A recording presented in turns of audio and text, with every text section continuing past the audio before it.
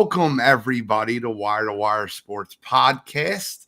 I'm fired up this week, as per usual. Episode 191. I'm the NFL Genius Gene Walzak in the upper left corner. We got Kent State's own, Cleveland's own, College Cottrell. I'm fired up tonight. We got a low-key loaded show. I'm looking forward to it. You know what's funny? I'm not even being this type of way. I know that this show is going to get heated. Like, I know it is. And that shit gets me going in the morning. Like, I know we're going to have some fun debates, spirited debates. That's the type of shit that gets me rolling. In the upper right corner, Scholastic Shally, Uncle Shally, Mr. William T. Shallcross. What's going on, gentlemen? It's going to be spicy tonight, I think. It's going to be spicy. Feeling dangerous. That's all you're getting? Yeah. Just spicy. Spicy. I'm tagging a bunch of people. If you're listening to us on Twitter, retweet us. If you're on Facebook, share us out. I'm fired up for a big show. We got the NBA Finals preview, WNBA conversation. Isn't it great that we're talking WNBA and it's been a lead topic on TV? I think that's awesome. Regardless of what your opinions are and how you feel, I think it's awesome that's been a lead topic. We're going to recap UFC and some great judging. I don't know. It's kind of odd. Got some NFL contracts to break down, the Belmont Stakes, and as usual, you got to be kidding me. And Cottrell has tonight's trivia question, which we'll go over sometime during the night. I don't know when you want to give it. I'm not saying now, but I definitely want to get into it sooner rather than later. For sure. But, we'll probably go after WNBA is my thinking. But we do have an NBA Finals to preview, and I do want to preview that.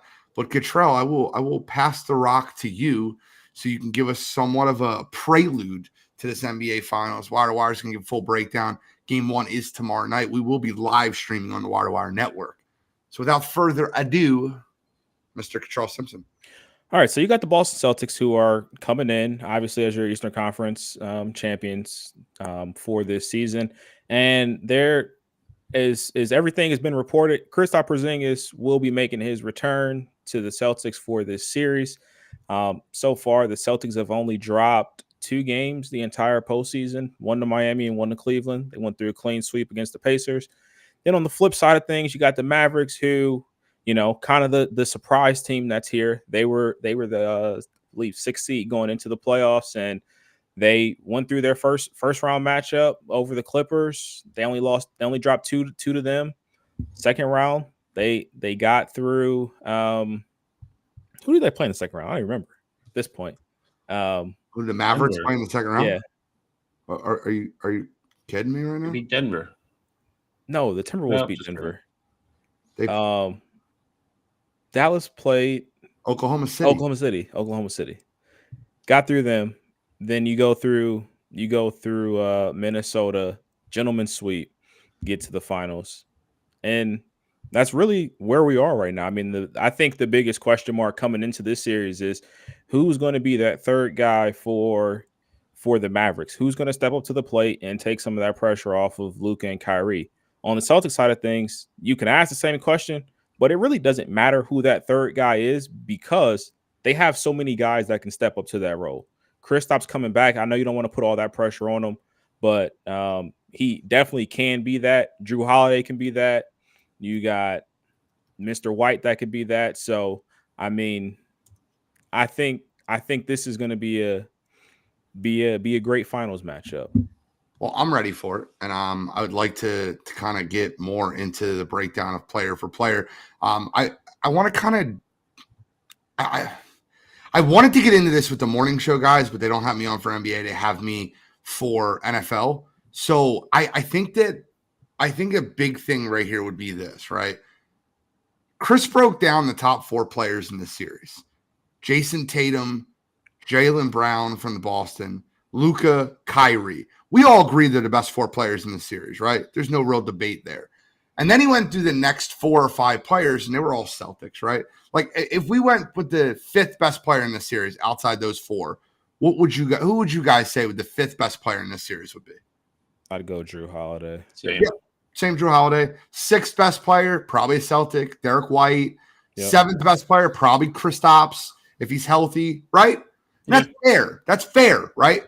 But I think what we ignored when we did that was there's a gap between Luka, Kyrie, and Tatum Brown. It's not 1 for 1 or penny for penny or dollar for dollar.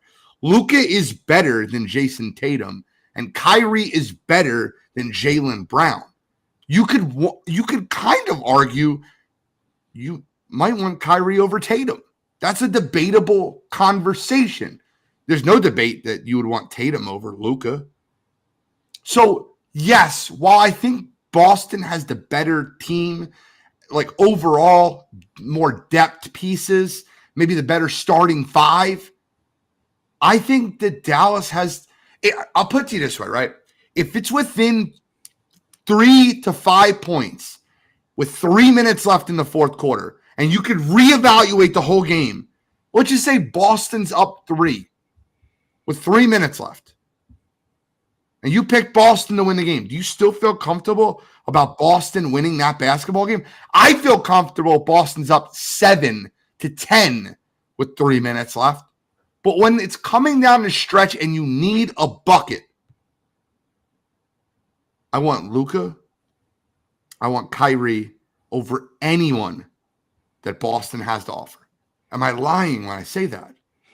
No, I 100% agree. And I think that, to me, is going to be the biggest difference in this series. We've seen throughout the entire course of the playoffs so far that Boston will play down to the level of competition. We've seen that Miami series, and I granted the one game that Miami won, they shot the leather off the ball. And I will say in that second series against the Cavs, almost every game came down to the stretch. And I know Boston pulled away there at the end. But when you're going up against teams that don't have their superstar at the end of those games, like that's when you're supposed to pull away. If you're going up against this Mavericks team that down the stretch, it's a 3-point or even like a 5-point game with like 3 minutes left, that's where they thrive at. You saw it in the Minnesota series. Minnesota was up damn near 10 game 4, and it felt like, Luka hit that 3 once to the free throw line, and it almost felt like Dallas is going to win this game. And I know ultimately they didn't. But if you stay in the game and you let Dallas just creep around, and then it gets to the moment, we know Tatum seems to be afraid of that big time moment, in the clutch there. Jaylen Brown has hit some big shots, and I will give him credit for that down the stretch, late in games. But you talk about this series, Kyrie and Luka, there's nobody you trust more. I mean, in the entire NBA, there's probably only like 3 other guys that I put in that discussion, with Kyrie and Luka when it comes to finishing out games. So I definitely think that's going to play a big part in how this series turns out. See, now Easy Money Picks checks in with Luka MVP. Here's my thought process on that, right? I still am projecting Boston to win the series. I think they have the better overall team. I picked, and maybe this is because I picked Boston before the season started, and I hate Boston, and maybe I'll be happy if he's right. I think Luka is the best MVP odds pick. I like Jaylen Brown for MVP in this series. And if I'm picking Boston, I just don't think Tatum shows up in the moment. I think Jaylen Brown gives you too much on both sides of the court. And I don't think this is like one of those series where Jason Tatum makes a name for himself and takes that step into the top 5 players in the NBA. I just don't think that's it. I think Boston is deeper. I think they have more guys that you can count on. But I said this in the Cavs series, and I'll say it now. Anytime Boston needed a big bucket in that Cavs series, it wasn't Brown, it wasn't Tatum. It was Derek White, it was Drew Holiday. The one game it was average Al Horford. It's not, I don't know why the moment just feels too big for Tatum at times. There's some games he shows up and he shoots out of this world. Maybe I'm talking myself out of picking Boston. I'm not. I'm still going Boston in 7. That's my projection for the series. But I want to break down the lineups player for player and kind of see it. Now, Cottrell, play devil's advocate for me for a minute, right? I want you to be Coach Joe Mazzulla. Your opening starting lineup, you're going Drew Holiday, Derek White, Tatum Brown, Porzingis. For sure. Okay, so How do you match up defensively against Dallas? Open in rotation. Kyrie Irving's bringing the ball up. Who do you have sticking Kyrie? Jrue Holiday. I don't. And I think that's going to be their matchup and what they go with. I don't. I see. I put Jrue on. Drew's probably not probably. Drew's the best defender on the Celtics, and I think it makes sense to put him on Kyrie. One, because that physicality, that's probably going to be the best bet that you have to slowing a guy like Kyrie down. And the other thing is that they're not. While Jrue is important to their offense in a sense, he's not their number one option. Their number two option, like. There's plenty of nights where we've seen Jrue Holiday be the fourth or fifth guy in terms of points, on that Celtics team. So I think they can get away with him exerting that energy on defense. And I wouldn't stick him on Luka because I would want the bigger guy guarding Luka. So I'd throw Jaylen Brown on Luka just to try and get that size on him. Derek White. I think the majority of the game you'll see Jrue Holiday on Kyrie Irving. I think as the game starts, I would start Derek White on Kyrie and Jrue on Luka. And then when you get into your rotations, because what that does is it creates a mismatch for Dallas. And what I mean by that is Derek White has to stick someone. So at that point, you're putting him on Derek Jones Jr., who's a huge size advantage over Derek White. But to just be devil's advocate there, though, my thinking is if I'm Boston and Derek Jones Jr. is the guy that's scoring 30 and he's the reason why they win the series, then I have to, in my mind, live with that. I don't want Kyrie to go off for 40 on Derek White because we've been trying to, play these matchup games and things like that. If the Stars beat me and I'm giving them my best guy on them, you have to live with that. If Derek Jones is the guy that steps up to the plate, scores 40, scores 30, whatever, you make your adjustments, but you also kind of have to deal with that in a sense of, hey, they were just better than us. If Derek Jones is that guy that puts up 30 out of nowhere and that's how you lose, but you slow down Kyrie and you slow down Luka, sometimes you got to just tip your hat. Okay, so Shally, I want to kind of ask you this question. Would you prefer Dallas to win with Luka scoring 30, Kyrie scoring 30, and then trying to get 10 or 12 from other guys on the team? Or would you prefer giving them a third option by giving them a mismatch with a Derek White on Derek Jones Jr.? Like being able to – so I think that the majority of the game, as rotations get set, I think Boston will end up getting bigger. I think they'll play average Al Horford and Kristaps Porzingis on the court at the same time when Gafford is playing in the post as well as Derek Lively. I think you're going to see a lot of bigger rotations from these guys as they start to transition players in and out the lineup. But as the game starts, you're Boston.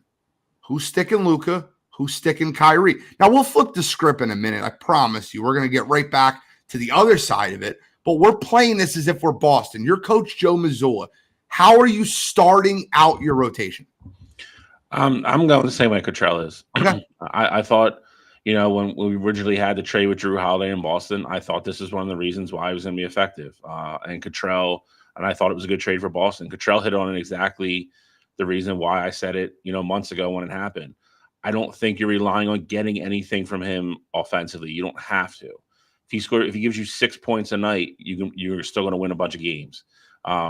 They got him to be a point guard, a distributor, and be the number one defender on the court. And I think you have to put him in front of Kyrie. And to the second part of your question, I think if Luka and Kyrie both get 30 every night,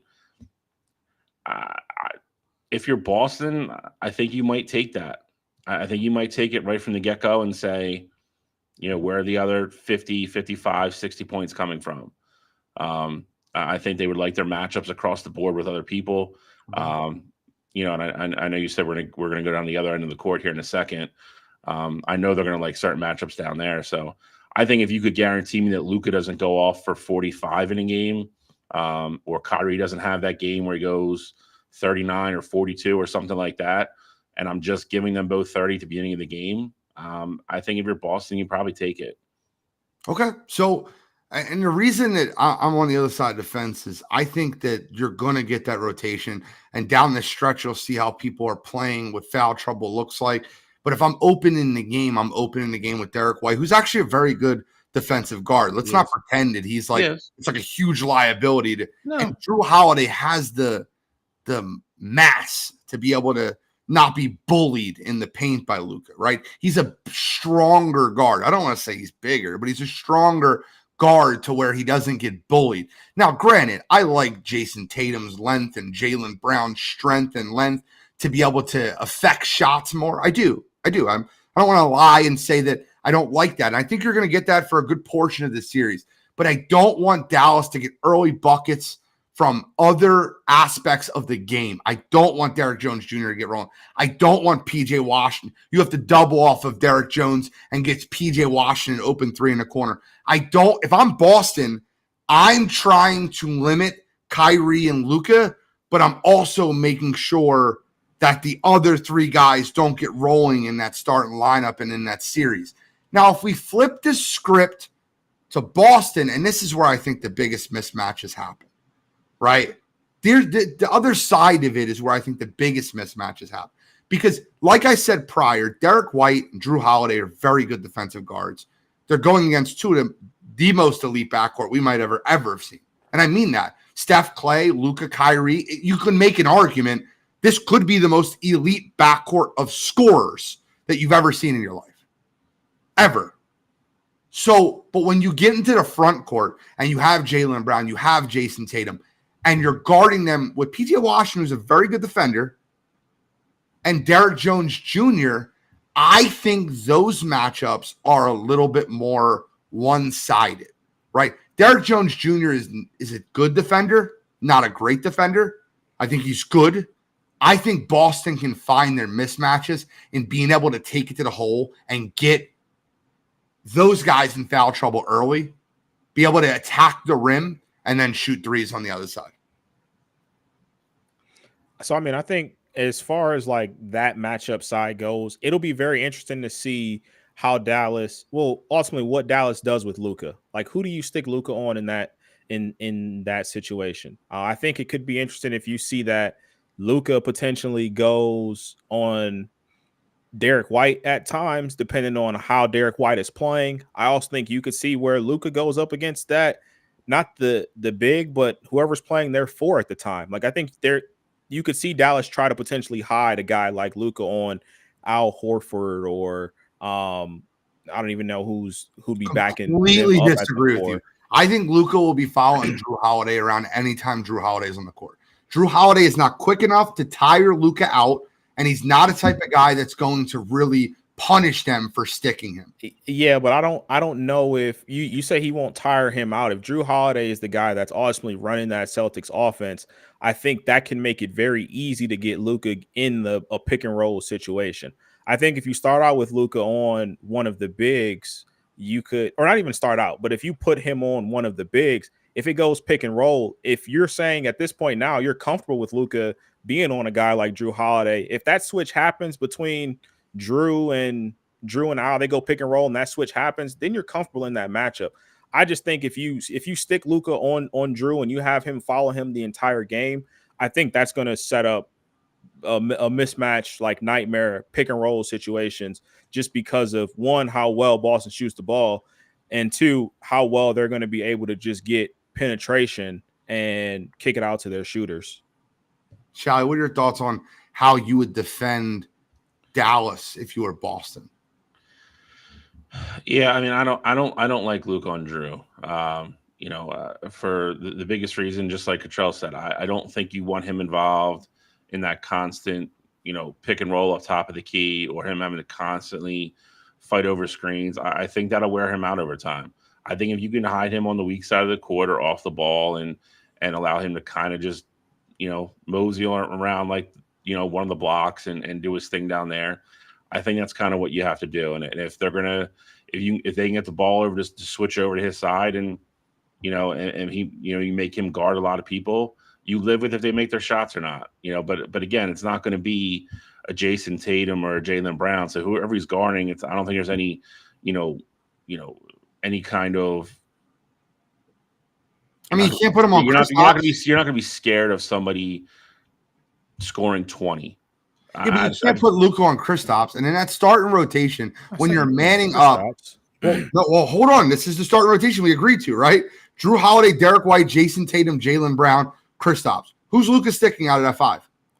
I mean, you can make the argument for Jaylen Brown because he doesn't really run the offense. But like, it's got to be Drew.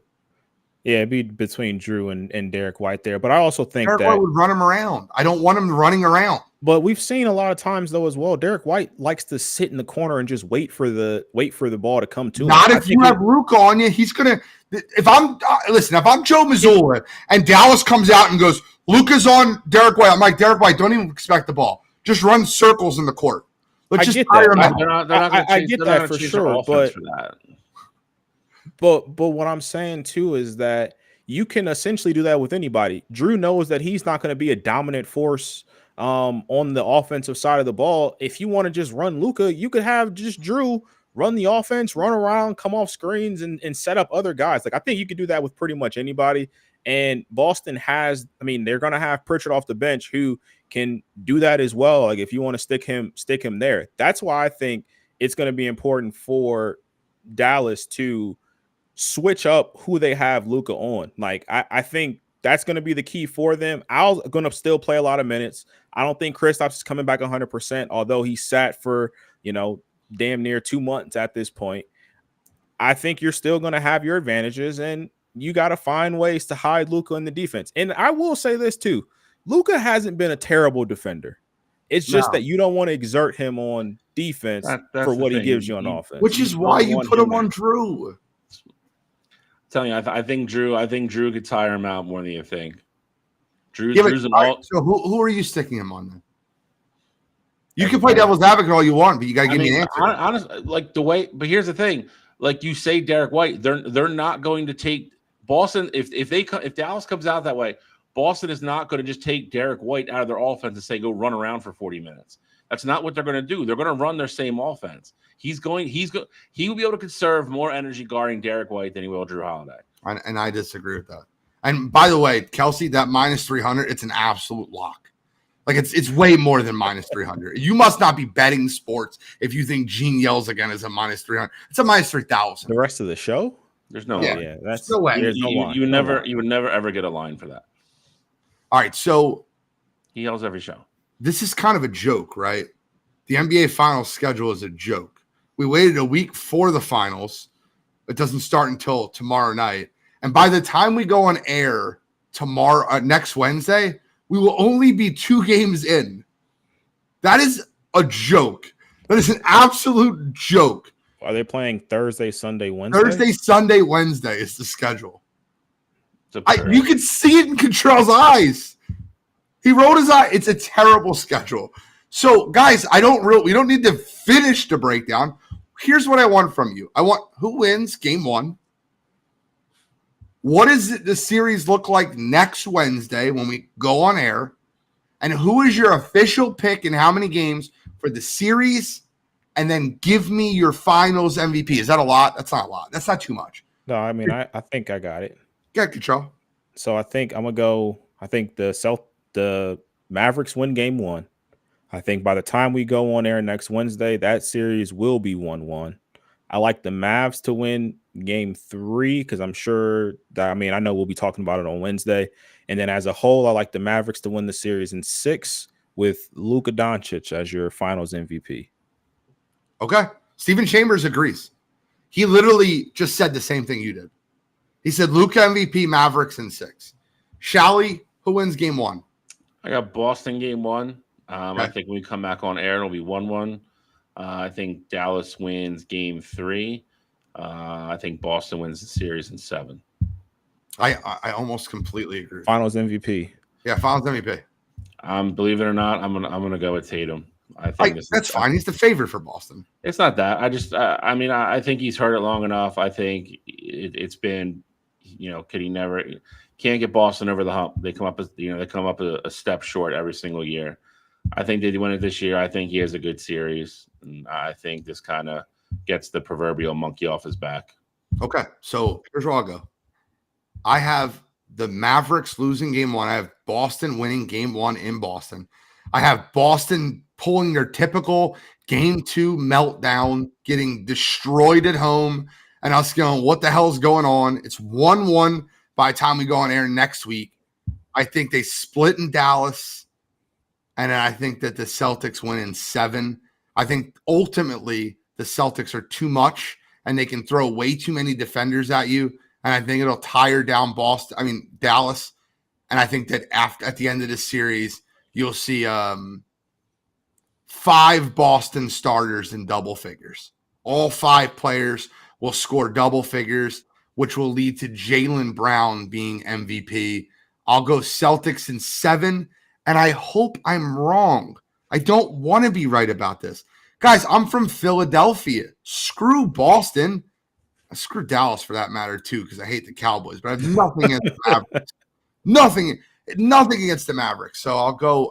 But my gut tells me Celtics in 7. But I will say this: if Dallas keeps these games close, and it's a tie game down the stretch with a minute left, I am going with Dallas in every one of those games. If you need a bucket, give me Kyrie. If you need a bucket, give me Luka. It's the way I feel. And I think that Jason Kidd will completely outcoach Joe Mazzulla. Agreed. And I think the one thing, though, too, Gene, about your finals MVP prediction, if Jaylen Brown is the best player on the Celtics in these finals, I think Boston's in trouble. Not saying that he can't be like the best player for Boston. I don't think it's that big of a gap. But I think if Jaylen Brown is proving to be the best player, that most likely means that Jason Tatum is playing beneath where he should. And I think that could spell trouble for Boston. I think it depends how far. I mean, if Jaylen Brown's scoring 28 a night, but Jason Tatum's scoring 25, then I think they're fine. I think they'll both be sitting around the 25 range. I think Jason Tatum might score more points. I think the bigger buckets will come from Jaylen Brown, and I trust him more. So I think it might be like Tatum might have a 25, 7, and 6 series. Brown might have a 23, 6, and 8 series. But I feel like the defensive possessions, you remember the Andre Iguodala series, that one where Steph Curry didn't win finals MVP because Andre Iguodala made the big shots, made the big defensive stances when they needed it. You guys forget Draymond Green was on that team, and Andre Iguodala was the guy that came off the bench to guard LeBron James in that series, not Draymond Green. I bring that up only because Draymond Green made a huge point of bringing up Karl Anthony Towns sticking Joker instead of Rudy Gobert. The shoe's on the other foot in that series, and I don't think Draymond really wants to remember that. But just my opinion. Listen, and Kelsey said Green is a D-bag. I will say this. I love Draymond Green. I think he's great for the game of basketball. I think he's super intelligent on the court. I love the passion in which he plays with, and I think he's great in the media. And his comments that he had recently about Skip Bayless were incredible. I love that. I'm not going on your podcast. I'm skipping over your show just like everybody else is. I love it. And if we're arguing Draymond Green or Skip Bayless, give me Draymond Green 100 times out of 100. That's a no-brainer. I don't know. There's many people I'm taking Skip over. True. So we do have more NBA news that we have to talk about. I'm just glad the finals will be wrapped up by 4th of July. It'll be nice. I don't know. Some might say it's going to last. If it goes game 7, what is it going to be? It'll definitely be past Father's Day. Dude. I got the NBA final schedule. Let's see what it wraps up. Yeah, it will be past Father's Day. I was right. So they play Thursday, Sunday, 2 days off. Wednesday, 2 days off. And then I guess because it's in Dallas, they only have 1 day off in between games 3 and 4. Then 2 days off. They give you the extra travel day for game 5. 2 more days off for game 6. That's June 20th. And then if necessary, the series will be over on August 14th. I'm kidding. It's June 23rd. The series is going to start on June 6th, and it might take a whole month for the series to be over. It's wild. It's so ridiculous. The schedule is nuts for sure. I will say I prefer a longer drawn out schedule. 17 days is crazy, but I prefer a long and drawn out schedule because that is going to, I don't want it there to be excuses. I want to see great basketball for 7 games. Not saying there were any before, but when you're playing these, every other night, whatever, we saw how many injuries have happened so far throughout the playoffs already. Not saying it's because of that. The hype has died down on the NBA Finals right now. The excuses is just. Don't you think the hype has died down on the NBA Finals? For sure. If they had game 1 on Sunday, which would have given them 2 days off in between the last game Dallas played to play game 1. If they had it on Sunday and game 2 is tonight, which would have still been 2 days off, which I didn't agree with, wouldn't you feel like you'd be more hype about basketball right now? I mean, granted, we do have the ladies that are keeping us hype, and we'll get into that shortly. I can't wait to get into that. For sure. But at the end of the day, it is still the NBA Finals. Everybody who wants to watch will watch. And if it's a great series, people are going to tune in. So, I mean, NBA has that product. And they have the luxury of, if the product is good, people are going to tune in to see. Especially you have all these storylines, Kyrie with Boston, Porzingis, the year after being out of Dallas. Like, I mean, the storylines are there and the stars are also there. So, I mean, I do think it could have been a better build up if we would have started the series, earlier. But I'm saying what they have now definitely isn't right. I'm okay with them having, especially like the extra travel day. I normally just 2 days off when they're switching between cities, give them the travel day, give the 3 days or whatever, and go from there. But I think this is extreme. Just to give you a different point of view, the NHL starts 2 days after and the NBA. And if they went all 7, they would finish 1 day after the NBA. And those 2 teams are traveling from Florida to Edmonton back and forth, which is about a 6-hour flight versus a 3-hour flight from Dallas to Boston. Well, Bill, you're kind of missing the obvious point here. The hockey players are way tougher than NBA players. Like, we know this. Like, let's not ignore it. Well, as long as you said it, because I hear a lot. We know. I hear a lot of NBA players need all this rest from you all the time. That because they're not tough. They had to impose a rule for guys to play enough games so that they can win awards and make max contracts. Like, this is the league that we're talking about here. Like, let's. Okay, so I do want to bring up one more basketball topic that has nothing to do with the NBA Finals, but has a lot to do with this offseason. And that topic is JJ Redick is expected to be named the next head coach of the Los Angeles Lakers. And I do want to bring that topic up because I think that kills the speculation that LeBron James would be leaving Los Angeles. If JJ Redick's the head coach, there's no way my podcast buddy gets hired as my head coach and now I'm going somewhere else. The question I have is, there's 3 questions part. 3-part question. Do you think JJ Redick with no coaching experience is the right guy to hire in this scenario with an older team like the Los Angeles Lakers? Part 2, do you feel like that the Lakers go out and draft Bronny James, hire JJ Redick, that this is more of an entertainment TV show than it is a basketball team trying to win an NBA Finals? So, like, I guess there's parts of that question I would like to know. And then the third part is, are the Lakers doing the right thing by allowing LeBron James to have full control over who their next coach is, knowing they probably only have 1 year left? So I guess I'll take over part 1. No, the Lakers are not doing the right thing in hiring JJ Redick as their coach. I think JJ has proven that he's a great basketball mind, and I think he could be a very good coach in the league. I don't know why you would want to coach in a situation where you're going to be coaching pretty much for your job every single season. And like you mentioned as well with LeBron, it's no secret that he's getting up there in age. He can retire really at this point, whenever he wants to. Next year he could have a freak injury and he could retire and just be done. And, JJ Redick stuck really between a rock and a hard place with that Lakers job.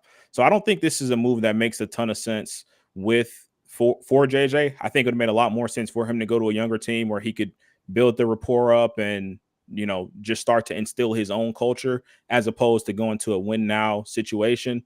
Number two, what was the second question, Gene? The second part of the question? Second question would be, do you think Bronny. it's more entertainment, like a TV show, and they're getting Bronny James, hiring JJ Redick?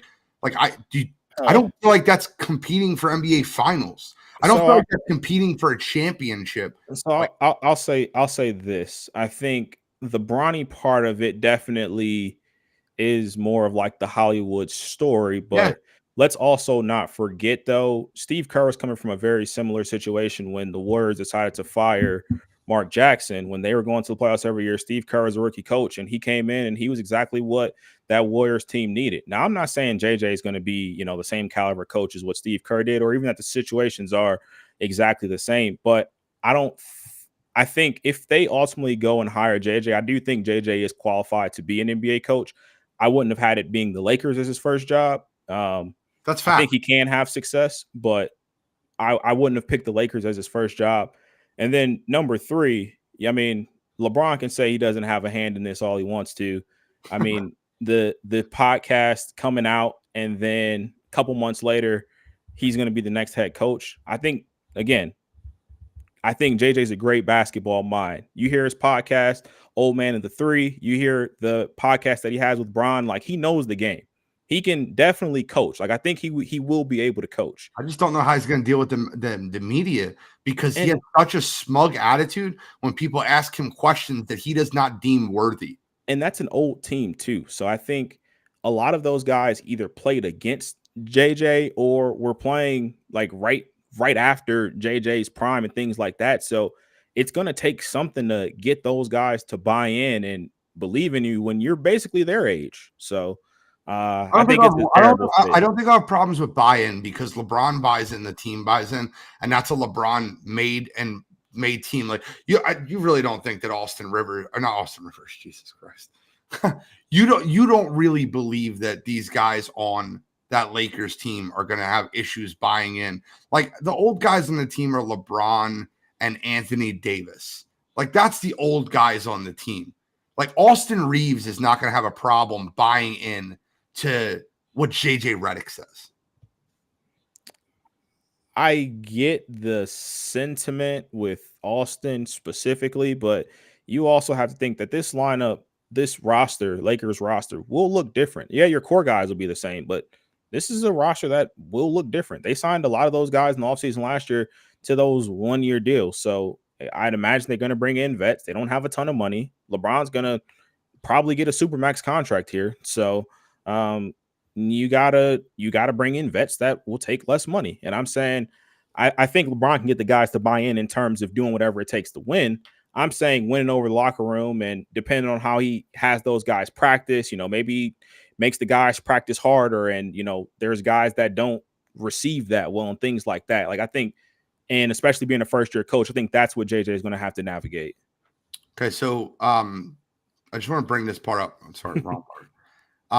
LA media will eat up JJ. I don't see, listen, he's lucky it's LA media, because it was New York media, it was Philadelphia media, if it was Boston media, I guarantee you he would not get away with the smug answers that he gives.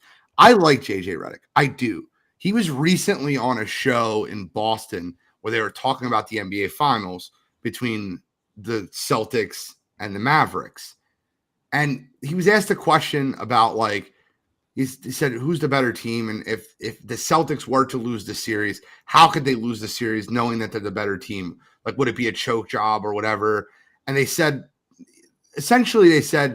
well, Dallas would have to outwork them, or they'd have to put in more effort or whatever. And JJ just smugged the question like, oh, more effort at this level in the NBA Finals? Everyone's putting out effort. That's an asinine question. And like, he literally just belittled them. And I feel like if he tries that, and then he said the best team always wins because they scheme up something that the other team can't do. And I don't agree with that. I don't think Miami was the best team when they beat Boston last year. I think Boston was the better team, and Miami was better coached. But that wasn't the finals. No, but my point being is the best team doesn't always win in the NBA. All right, so we look at we look at a lot of different series in the NBA, and you can obviously say the best team. Do you think that the Detroit Pistons were the best team when they beat the Kobe and Shaq Lakers? I don't think they were the best team. I think the Kobe and Shaq Lakers were falling apart at the seams, which is why they had to break up the friggin' team. I think if they play Kobe and Shaq in 2000, they beat them in 5. Well, that's not. Do you think the Raptors were the better I think team they were the when best beat team in Golden 2004. State? They were, I mean, again, health comes into it. Like, yes, I understand what you're trying to get at, but in 04, I do think the Pistons were the best team because we saw what they did to that Lakers team. And then you talk about the Raptors. I think the Raptors were better than that Warriors team without Kevin Durant and Klay Thompson. So, yes. When they got hurt. Correct. My whole thing is this. I don't think that JJ Redick walking into Los Angeles in that situation is a great fit for LA. It's great for JJ because if they win or they do well, it can catapult his coaching career. And if they don't, he's going to go back to having a successful podcast with LeBron James. Like that, I think he's in a win-win scenario. Whereas I feel like Los Angeles, and I don't care because I don't like the Lakers. I hate the Lakers. I think the Lakers are just setting themselves back. Remember when I said it'll be 2030 before the Lakers ever see an NBA Finals? I'm changing that to 2035 because they're destroying this team at the seams. I don't think the Lakers will smell an NBA Finals until 2035. Just an opinion.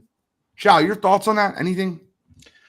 I don't know. I mean, I think the biggest question is, can JJ coach? I mean, I don't think anybody doubts his knowledge of the game, obviously. I mean, he's a guy that came into the league as a 3-point specialist and, found out a way to play in the league for 15, 18 years, whatever the hell it was.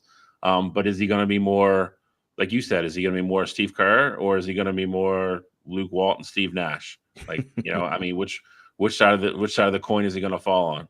I disagree with you a little bit about the media. I think LA is a little tougher than you think. And the only reason I say that is the Lakers are the number one thing in LA sports wise. Nobody cares about the Kings.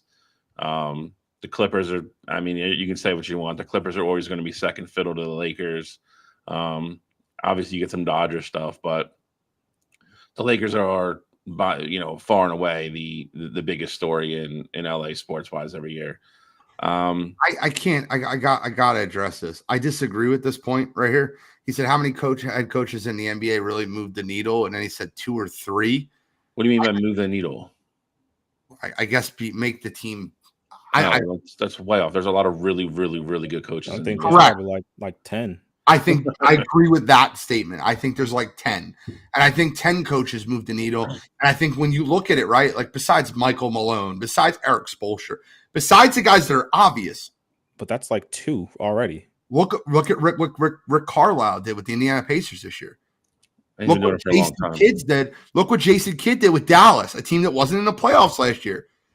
Oh, let me just take a step back. Finch. Look what Finch did with Minnesota. Look what what's his name in Oklahoma City? Oh my God, Mark Dejournal did with Oklahoma City. I think there's plenty of coaches. And by the way, to the point that was said earlier, look what Steve Kerr did in Golden State when everyone was mad that Mark Jackson got fired and Steve Kerr won with Mark's team. He took that team on a dynasty. I think there's plenty of coaches that move the needle. So I disagree with that sentiment. He said, make the team better. Yeah, there's definitely more than 2 or 3. Yeah. Also, I think that if you look back at last year, I think Joe Mazzulla was the reason that the Boston Celtics didn't go to the NBA Finals. I think the coaching matchup of Eric Spoelstra versus Joe Mazzulla was so one-sided, it almost blanked the talent discrepancy of the teams. And you line those guys up against the wall and pick 10 guys, 8 of them were coming from Boston. And I'm glad you said that because I think if Boston doesn't win the championship this year, Joe Mazzulla will be a big part of that being the reason. I do think it will be some of, not being able to hit the big shots late, but I also think that means that Jason Kidd outcoached him in the series. I will say this. I do want to add this on. I think that the Boston Celtics have done a better job this year in coaching big moments, but I don't think that has to do with Joe Mazzulla. Follow me real quick. I think the best thing that Boston did this year, I make Bucks like Milwaukee because, like Sam Cassell, the assistant coaches they hired around Joe Mazzulla this year helped him out tremendously. Yeah, I mean, I don't disagree with that. I also think it helps that they didn't see Jimmy Butler for the entire series. They didn't see Donovan Mitchell for 2 games in the series. And they didn't see Halliburton for the last 2 games of the series. Like, I think it helps when the team that you're facing, and you can't control who's out there on the court, but it definitely helps when the other team that's on the other side of you doesn't have their best player. So basically means they don't have a closer. Are you saying they've went through the Mickey Mouse East? I'm not saying that. I see those TikToks. It's the Mickey Mouse Clubhouse. I'm not saying it, but you go up against Dallas isn't even a juggernaut, but you go up against Dallas that has 2 stars that Luka's been banged up, but you got 2 stars that are essentially healthy going into this series. Like, this is what we're really going to see what Boston's made of in those tight situations. It's easy to stop Nembhard, when you're down 3 or you're up 3 and Indiana needs a bucket here. But when it's Kyrie and Luka on the other side, like, we'll see what you're really made of. Can't wait to get into it. We've all given our predictions. We all given our finals MVPs. I got Jaylen Brown, Celtics in 7. Shally has Jason Tatum, Celtics in 7, right? Yep. And then Cottrell has Luka Doncic. Mavs in 6. All right, guys, got to move on. We've spent 48 minutes, well-deserved, breaking down the NBA Finals. But there is a very big topic going around all sports right now. And, guys, there are going to be a lot of heated moments in this. But let me be clear before we get into this, right? I've spoke to Cottrell and I spoke to Bill at length and about these next few conversations that are going to happen with the WNBA, with Caitlin Clark, with the hard fouls by Kennedy Clark, with Angel Reese and the things that she's done. I've spoken at length with these guys, and we all have opinions, and we're all kind of dug in on them. So I'd love to hear your perspective. I want you to tell us afterwards if you think Cottrell is too locked into his opinion, if you think Gene is too locked into his opinion, if you think Shally is too locked into his opinion. But I'll start with this. I'm going to give you opening floor, and going first is always terrible here. I don't want to go first, but I'm going to. Coach Gino Auriemma, a guy who knows a little bit about women's basketball, just a shade, just a little bit. Guy's only coached all these girls for years and years and years. Gino Auriemma says Indiana Fever's Caitlin Clark, the growing pains of being a professional basketball player. Listen, she's been targeted. That's what he said. Clark was shoulder checked from behind by Kennedy Clark before the ball was inbounded during Saturday's game. After the game, Carter refused to answer questions, which Auriemma called junior high stuff. Auriemma also said high-profile players entering a professional sports league are likely to attract extra attention from opposing teams, but he thinks it's more extreme with Clark, who was this year's number 1 pick. I don't remember when Michael Jordan came in the NBA looking to go out and beat him up, Auriemma told reporters. I don't remember when Larry Bird and Magic came in the league and elevated the NBA, them getting targeted and getting beat up just because of who they were and the attention they were getting. Appreciate the fact that now is the time for the W to, and I get it, it's long overdue. Why are you blaming that kid? It's not her fault because you would trade places with her in a minute. But you are not there. You are not her. So you're complaining that she's getting what she's getting. So the comments that Gino says, I agree with. Has the WNBA been physical? Have they given women number 1 picks rookie moments, pushing them around, bullying them in the NBA or in WNBA? Yes, they have. Everyone gets it. Listen, Angel Reese got it, right? She got it on 2 hard fouls in which a player was ejected from the basketball game for the way she treated her. But it's different with Caitlin, and I think it has a lot to do with the attention and the annoyance the media – I'll give you an example, right? After a game where Chicago played Seattle they asked Angel Reese about the impact and fandom that Caitlin Clark has brought to the WNBA. That would annoy me, right? Like, that would annoy me. After Chicago's first win, she said a little comment where I disagree with, and I think it was a little shady, where she goes, we're celebrating wins, not just being here, or a comment, and then she deleted the tweet, whatever it was. I forget the exact tweet, but she said something like, we won our game, so like I don't want to hear about her. I think the hate is there, and I think I would respect Angel Reese more if she would just say, I don't like her. We have a rivalry from college. I don't like her. Look, it's been noted. Caitlin Clark's family members have liked a ton of racist tweets about Angel Reese. That's been noted. That's a real thing, right? And if I was Angel Reese, I'd be like, I don't like that either. And I might dislike her for that. But just say that. But to stand up and cheer when one of your teammates, like literally away from the play, ball's not inbounded, foul, you're the only woman on the court standing up and cheering for the foul, that's a problem. That's an issue. So, Cottrell, before you go, I do want to say, I do understand that the WNBA is a physical league. I do follow that other number one players have been beaten up and had to be toughened up.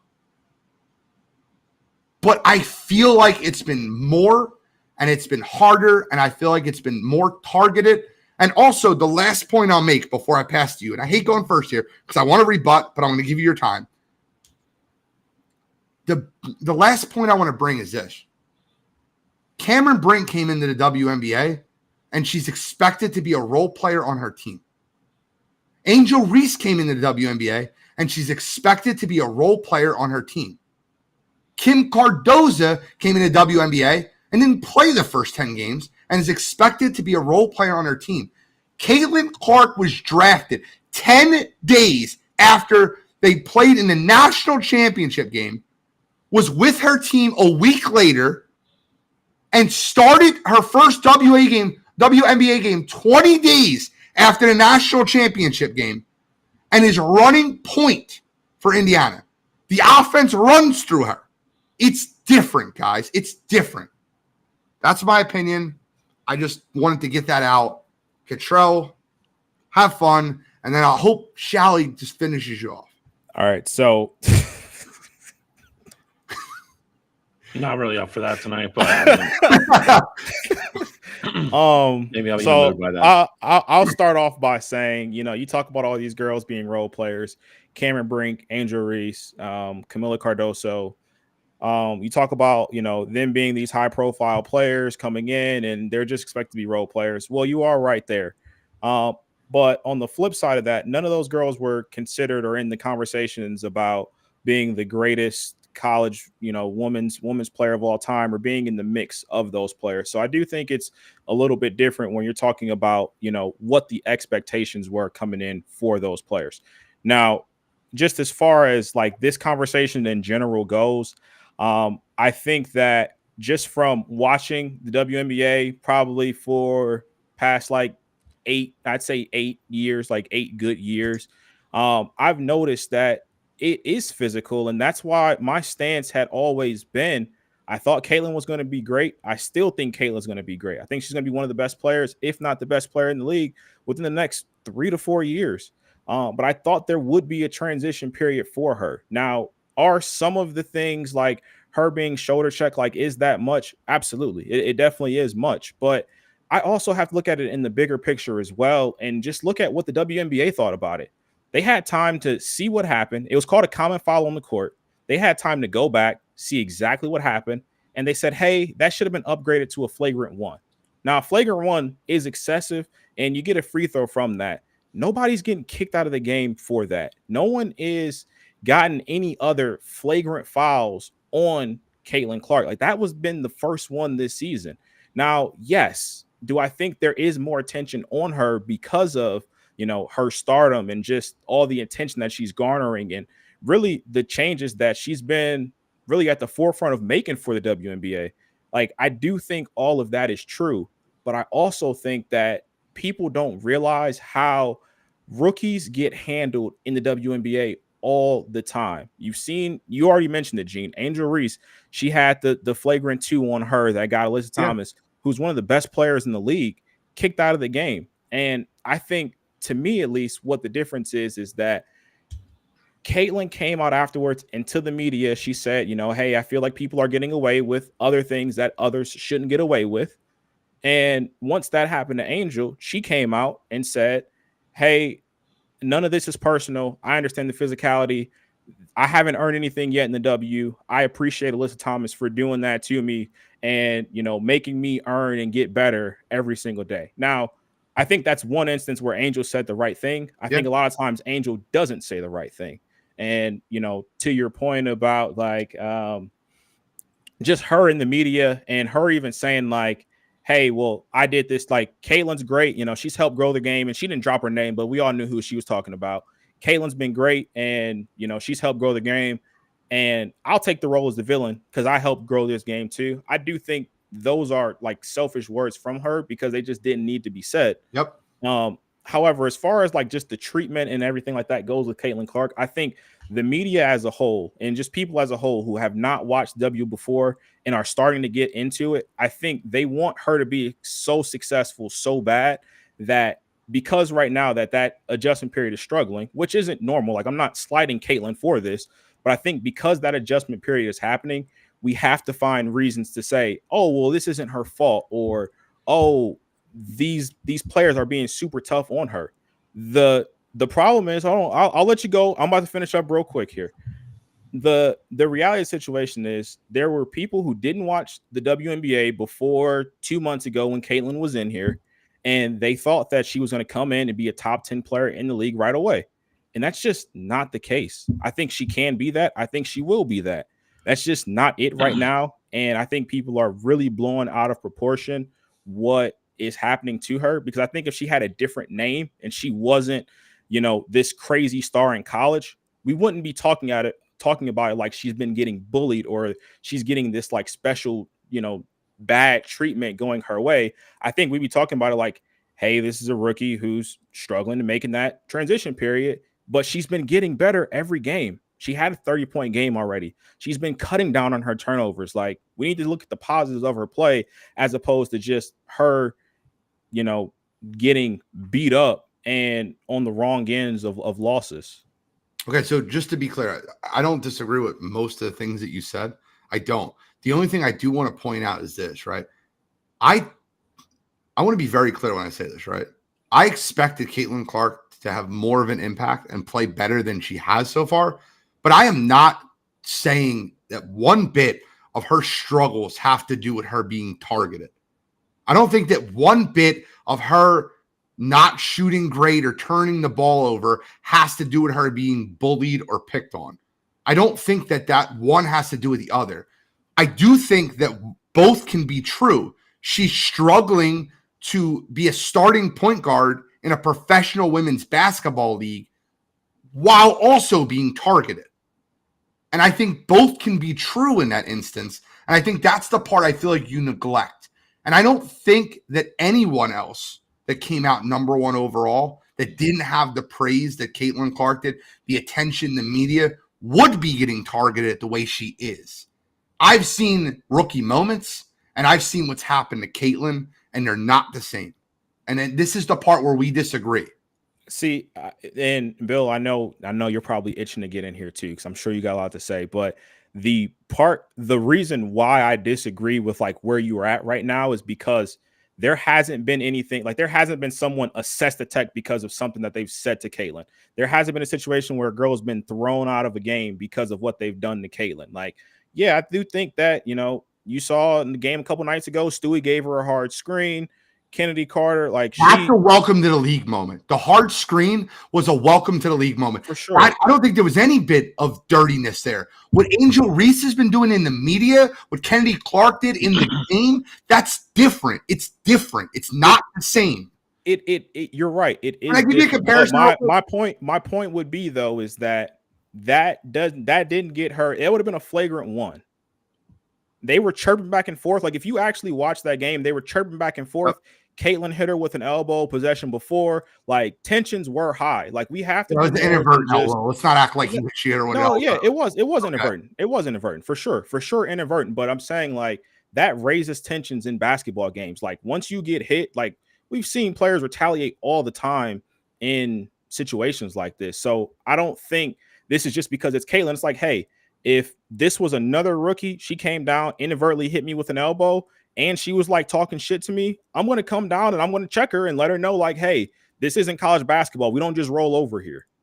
Okay. So, and everything that you're saying is accurate. And Bill, I'm going to go right to you. I just think that the part that you keep missing out on is the fact that, and like I'll reply to Kelsey. She said, "So Gene, if you knew you were being targeted, it wouldn't affect your game." I don't care if it. I don't care if it affects her game if she's being targeted. I just don't think it's right the way they're treating her, and the conversations that are happening outside of the game are the things that are pissing me off the most. Not necessarily. Kennedy Clark thing was terrible, right? Shouldn't have happened. But that doesn't matter. That's a bad foul in the NBA, and it is what it is. It's just all the stuff that comes with it. And I'll be honest with you, man, outside of the one comment where she showed a little frustration in the media where she's like, I mean, that's not a basketball play, is what she said. It's essentially what she said. People are getting away with things, and that's not a basketball play. That was the only time I heard her say something in the media where I'm just like, that was a little soft. But like the Breanna Stewart thing where she hard fouled her, well, not hard fouled her, but like the blindside screened her, dude, that's a welcome to the league moment. It is what it is. It is what it is. Shally, I'd love to hear your take on this. So I followed on this. I think you guys have both made a bunch of really good points, and I guess I probably fall somewhere in the middle of both of you. I think we need to separate the foul versus some of the other stuff. Like Gene said, I think in the run of play, a hard screen from one of the greats is that kind of welcome to the league, but it's clean. I think Caitlin Clark, I don't think she'll admit this, but I think Caitlin Clark maybe underestimated how much more physical the WNBA was going to be than college. And I think that's all fair. And I think if you look at Caitlin Clark, the calls she did get in college, she's not going to get them in the WNBA because she's just another star player versus she was the player. That being said, what happened the other night was disgusting. I don't care how you want to cut it. I think you guys are both letting her off the hook. Like, it's not even a matter of, like jawing or saying this or that. Like if you watch it from the reverse angle, like you even see her face scrunch up before like she hits her. Like there was it's a cheap shot. It's bullshit. Like there was no reason to do it other than you either you want to be cool, you want to get attention, or you want to hurt somebody. It's the only reason you do it. Yeah, but Bill, I see those things happen in the NBA too. And I think it was we need to stop doing that too. Like you need to stop comparing what the men do versus what the women's do, because just on its basis, it's a different game. Do you know where it's a different game at? And I'll tell you right now, watch the Angel Reese double tech that happened the other night. That's not even a technical foul in the NBA. Agreed. So you're right. It is definitely called tighter in the WNBA. So that's fair. So those fouls are less common. It's a more technical game. It just is. You don't have.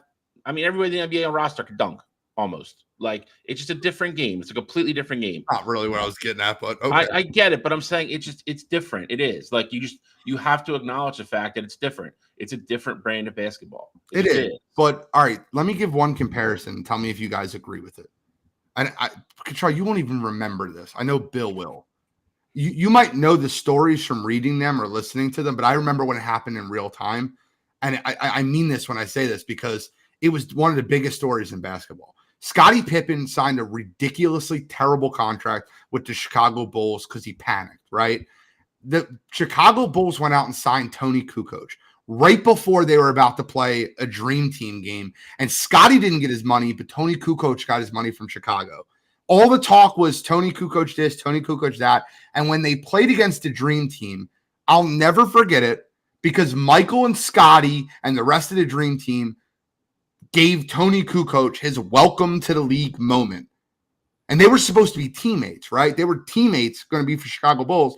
And they went out there and they obliterated him. They hard fouled him. They beat him up. They defended him 94 feet up and down the court. And that reminds me of a lot of what I've seen against Caitlin Clark, right? Welcome to the league stuff. You're this hot shot. You're the best player in women's college basketball history. We're going to show you why it's different, why you're playing against pros now. Get that. Would you not say that that would be a more comparable debate between that? I mean, I think the situation is similar. You remember that situation, though, right?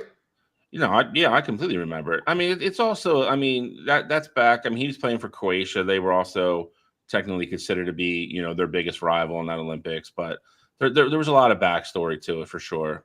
But I think part of it too is I think people need to just have an honest discussion about what is really going on and what is true and what is not true. Gene, I think you touched on something for me that I'm even going to double down and go a little further. Angel Reese just needs to embrace being the villain. Be who you are. Like, I don't want to see any more crocodile tears in press conferences when people don't know me, people blah, blah, blah. Like, I'm a good person. But like you said, you see a cheap shot and you jump up off the bench and cheer. It's not what a good person does. Sorry. That wasn't like, oh, like she made a great block on Caitlin Clark. Correct. That's not what that was. I agree with that point. And then all the crap the other day, like, I mean, just like out of left field, like, and none of it's true. None of it's true. Angel Reese has played in one sold-out game this year. Guess who it was against? Indiana. Caitlin Clark. Chicago's average attendance has gone up 14%. Guess how much Indiana's has gone up? 214%. 308. I was guessing. It was a good guess. Yeah. Like, people, you can cut it any way you want. I do think her saying jealousy there's a lot of hatred is rude. I'm just going to say this. Like, you look at all the WNBA games that were played this weekend. One of them got to 10,000. Everything else was underneath. Caitlin Clark played 3. They were all above 17,000. You can fool yourself all you want. You could sit in front of cameras. You could say celebrities are coming to see you. Blah blah blah. It's all bullshit. There's nothing there to support it. It's all bullshit. It's hate. It's jealousy. It's everything else. Okay. Now, I gotta stop you there. No, I'm gonna finish. If you want to be honest about it and own it, then own it. Own it. Say, I think she's getting too much, but own it. Be the villain. Every Batman needs a Joker. Every Batman needs, whoever. But own it. But don't be fake. Don't take little shots all the time. Don't say this. Don't give off misleading things. But then when somebody really gets in your grill and you get upset and then you get in front of the camera and you start crying, then be like, oh, I'm a good person. I don't want to hear that anymore. Be a good person all the time. And like you said, these two are going to be linked forever while they're in the league. They came up together all the way through the junior ranks. They played against each other in college numerous times in huge games. They came in the league at the same time. They are going to be compared to each other for their entire careers. Okay, Angel Reese just needs to own it. Stop being fake. Like I'm the baby crocodile tears. I'm just over it. Like, just be who you are. Like, if you're jealous, which you clearly are, clearly some of the ladies are, and I get it. That's the thing. I think if people would stop denying it and just had the honest conversation about what it was, it would be better. It's all these women in front of a microphone. They're like, I'm not jealous. I don't care what she does. Blah blah blah, and they spout off a bunch of stuff that's just not true. I mean, they all hate her. I think some of the women are jealous for sure. Like, I don't think I'm not like blind to that, but I don't think Angel Reese is one of those women. I think Angel, in her own regard, she was an All-American in college. She has a national championship ring. She was a top 10 pick in the league too, and she has the following. Like, I'm not sure how big Caitlin Clark is on social media, but Angel Reese she's getting everything she wants. She has deals with Dr. Dre. She has deals with like all these other big time companies. Like, we dubbed her the Bayou Barbie, and she went on this incredible media run a year ago. Like, she's getting all the attention in the world. Like, I don't think that's jealousy there. I think Angel's problem comes in is where it probably stemmed, honestly, where this all started, in my opinion, is when Iowa, after they lost the national championship game to LSU, the first lady came out and she's like, hey, well, we want to bring Iowa to the White House too. Like, Caitlin Clark, like, she's such a great player. Both these teams played so hard. We want to bring Iowa to the White House too. And it's like, hey, We just worked our ass off. We shut down Iowa. Like, we just beat them in a game. We're going to the White House. It's never been done before. Why are we talking, even bringing up the notion that we're going to bring a runner up to the White House? And that's my point. That is, you literally just gave a 3-minute response of what, that's my point. So we're in unprecedented territory here, and she's tired of answering questions about the special treatment that Caitlin Clark has been getting when she hasn't won anything. It's not just special treatment. That's my point, though. That's my point. Hey, just won the national championship. Let's bring Caitlin Clark in anyway. I just won my first game where I'm an All-American. I have a championship ring. Can I ask you about Caitlin Clark? And you guys just won your first game. Angel Reese, you had a great game. Hey, what do you think about Caitlin Clark bringing all these new fans to the game? It's jealousy. It's hate. And again, some of it, I think most people would sit back. Hey, if I am that accomplished player, I want a ring. Caitlin Clark didn't. I've been to the White House. Caitlin Clark didn't. I got drafted in the top 10. Caitlin Clark went #1 overall, but I got drafted in the top 10. I'm having a comparable rookie year. I'm a great player in my own right. I think if we would just be honest and say, yeah, I'm tired of talking about Caitlin Clark, it's fine. But don't take the little cheap shots, and don't sit up there and say you're not angry or that you're not jealous, because you are. I agree that she's jealous, Bill. I agree that she's jealous.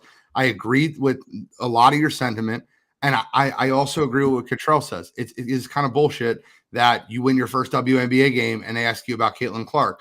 Now, I do want to bring this point up that Chris Hackney said. Angel grows the league differently. She's an internet star. He's absolutely correct. And the point that I'm going to bring up is a Chicago Sky versus Minnesota Lynx basketball game got 400,000 views on a live stream off of someone's camera streaming the game. So, like, I don't think that – let me put it this way, right? I think the WNBA game was growing. I think that Caitlin Clark was like the bean sprout that really like blew it up. But I think that if you deleted Caitlin Clark from this situation, the league would still be growing and Angel Reese would still be part of that.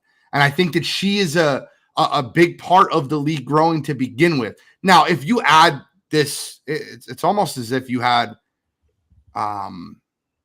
like so much attention put on the game. It would have been there, not nearly as much as what Caitlin Clark is bringing to it.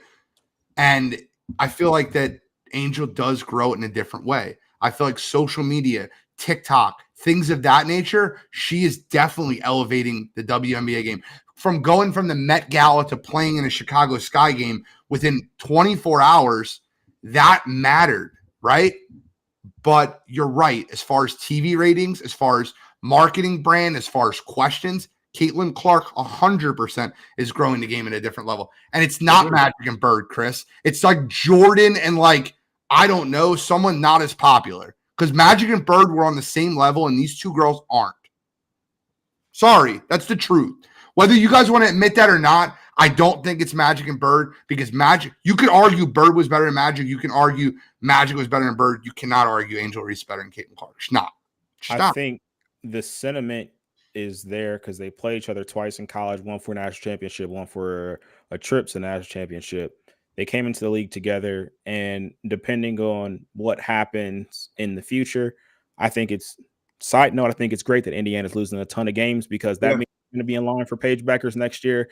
And you have a big three of Paige, Caitlin, and Aaliyah Boston. You're cooking with grease. But that aside, I think with Angel and Paige, I think it's that, but not on the court. They're not as, because you're right, Gene, you're 100% right. They aren't the same caliber of player by any stretch of the imagination. But I do understand like the rivalry aspect of it.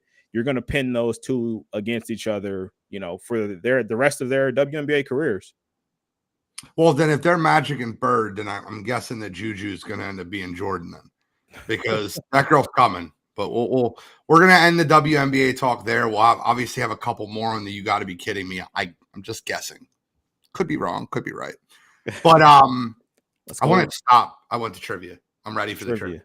So, right, Bill, you won last week. Yep. So now Cottrell is given the trivia, and you got to go against the big dog. Now, here's what listen, I've got all the text messages. I got all the fan conversations. and they said Bill was looking down and he was Googling the answers. And I told them he wasn't. I said Bill was not doing that. He's an honorary citizen. But you're going against me tonight, big dog. I need your face on the screen. You need to take your face from looking down. You need to be looking dead on. No Google, because I'm not taking it. I'm kidding. I don't think Bill Googled anything. I'm just kidding. I don't think Bill's fast enough to go through Google while he's on live. But Gene, I love the idea from last week, and I'm hoping you guys haven't seen this already. Okay. Gene went, I believe it was 2015 last week with the numbers. I'm going to go most touchdowns scored since 2015. This is going to be skill players, though. Your running backs, your receivers, your tight ends. Top 10. Okay. Same format as last week. So 1-1.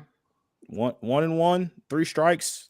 Get you out of here. I'll start with somebody I think that came in the league right around 2016, and he's a running back, and I think that he is near the end of his career. But Wait. You gotta let Bill decide if he's going first. So now he's the defending champ. Bill, first or second? You tell me. Go ahead, you can go first. I'll take Ezekiel Elliott off the board. Ezekiel Elliott is number 4 with 85. Okay. 2015. I'll go Travis Kelce. Travis Kelce is number 9 with 71. It's a very good one there. So let me stick with the running backs. I'll go with a guy that led the league in touchdowns last year. Give me run CMC. Christian McCaffrey is number 6 with 81. Running backs. I have another one ready. Chamber.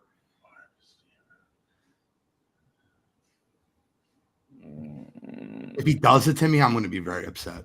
You got 4, 6, and 9 off the board already. Yep. I think I have number 1. I'm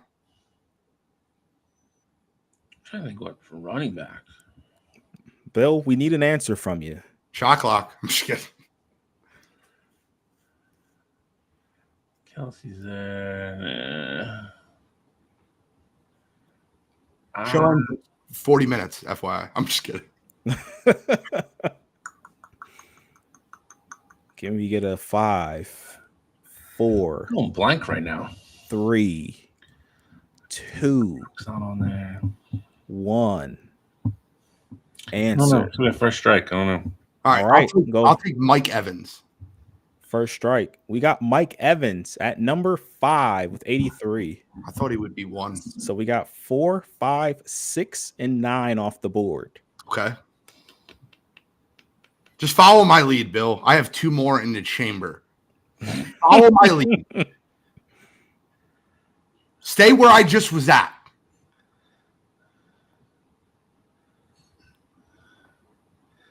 I don't think he's on there.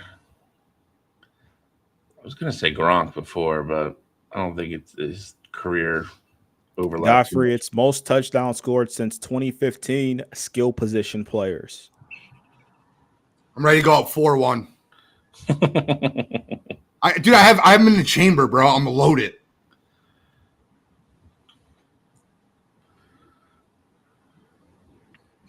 Bill, you're killing me here. Yeah, you had him flowing last week. I think it was the Goog. It was the Goog. Get it. What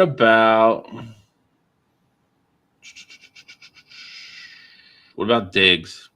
I think that's up there. Stephon Diggs is a strike. Okay. That's 2 strikes. I got an easy one. Green Bay wide receiver that moved over to the Las Vegas Raiders. Give me Tay-Tay, Devontae Adams. Devontae Adams is number 2 with 92. Dude, I got him in the chamber, bro. They're waiting. I'm waiting to just jank them.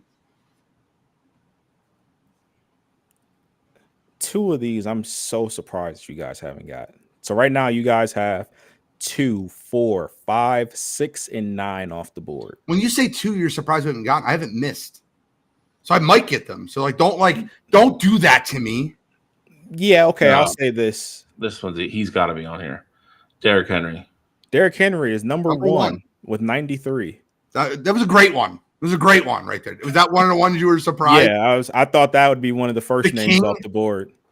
Well, listen, can I? Oh no, I don't think it's been that long. How many more running backs? How many more wide receivers? Whoa, no, yeah, no, you're no. not I'll getting give my that. answer first, You're and then not- you can give it to Shally. I don't mind. I just kind of wanted to kind of feel the. Okay. All right. What's your I'll give answer? my answer first. So I think this should be easy because he's been in the league forever and he's a wide receiver. Give me Keenan Allen. Keenan Allen is your first strike. What? Keenan Allen is not on this list. Okay. So now you can but- tell us. Let yeah, Shally so get you I'm got 4-2. You got 2 more receivers. The rest are running backs. Okay, see that's where I got screwed up. I started thinking in a short shelf life for running backs, and I kind of got off them early, and I shouldn't have. That's fair. I know 100% right now. Oh, God. I know 100% right now. The nice thing is that you have technically there is 11 because you have a tied for 10. There you go. So Bill has a shot to catch up. I'm at 4-2 right now. You got to be perfect though. The King Henry one was a great pull. Cheetah? Tyreek Hill is number 3 at 89. I like that. Give me Austin Eckler. Austin Eckler is not What? on this list. Led the league in touchdowns twice. He is not on this Oh my list. God. I'm choking. I don't really think I'm choking. I think it was a great guess. It's 4-3, 2 strikes apiece. I did go first. Cheetah was a great answer. So there's 1 wide receiver left. There is 1 wide receiver left and 3 running backs. You're missing right now number 7, number 8, and Ugh. both of the tied for 10s. Okay. So it's not going to be wide receivers. Been around. I got it. Ooh. I'm 100%. Ooh. That's what you said last time, Gene. I think this is one. Oh, God, he played on some shitty teams though. God, I don't want to strike out and look at Gene's mug. God damn it. I'm gonna go with D-Hop. DeAndre Hopkins is tied for 10 at number with 70. How many cooks are in the kitchen? I'll take Dalvin. No. Dalvin Cook is your 3rd strike, my friend. What? It's not over. It's not over. I went first. 4-4. It's 4-4. 4-4. I went first. And Gene went first. So you got to Oh, come now up with what? a How- you got to come out with a pull. I don't understand how there's this many running backs on the league in the list, and Austin Eckler, Dalvin Cook aren't 2 of them. Eckler's kind of had like a short burst though, bro. Bro, he had over 20 touchdowns 2 straight years. I get it, but I mean, also he's only kind of been around for like 5 years. Oh my And God. Dalvin Cook keeps getting hurt. I just got it. So there's 2 wide receivers and 1 running back left. No, 2 running backs, 1 wide receiver. No, there are no more wide receivers left. You got Hopkins. 2 running backs left, right? 3 running backs left. See the balloons. They're 4-4. predicting my win. 4-4, 3 running backs left. I want to. Bro, we gotta go. I'm giving an answer like every second. Your Eckler pick scared me because I feel like this guy's in the same category now.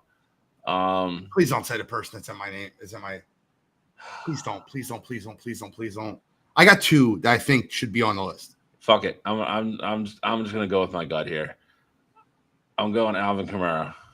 Alvin Kamara is number 8 with 78. Melvin Gordon. Melvin Gordon is tied for 10. That's a good one. So is there any more left? There is 1 more person. So we're left. 5-5. You're done. I'm not done. You got 3 strikes. You're out, dude. 3 strikes. 5-5.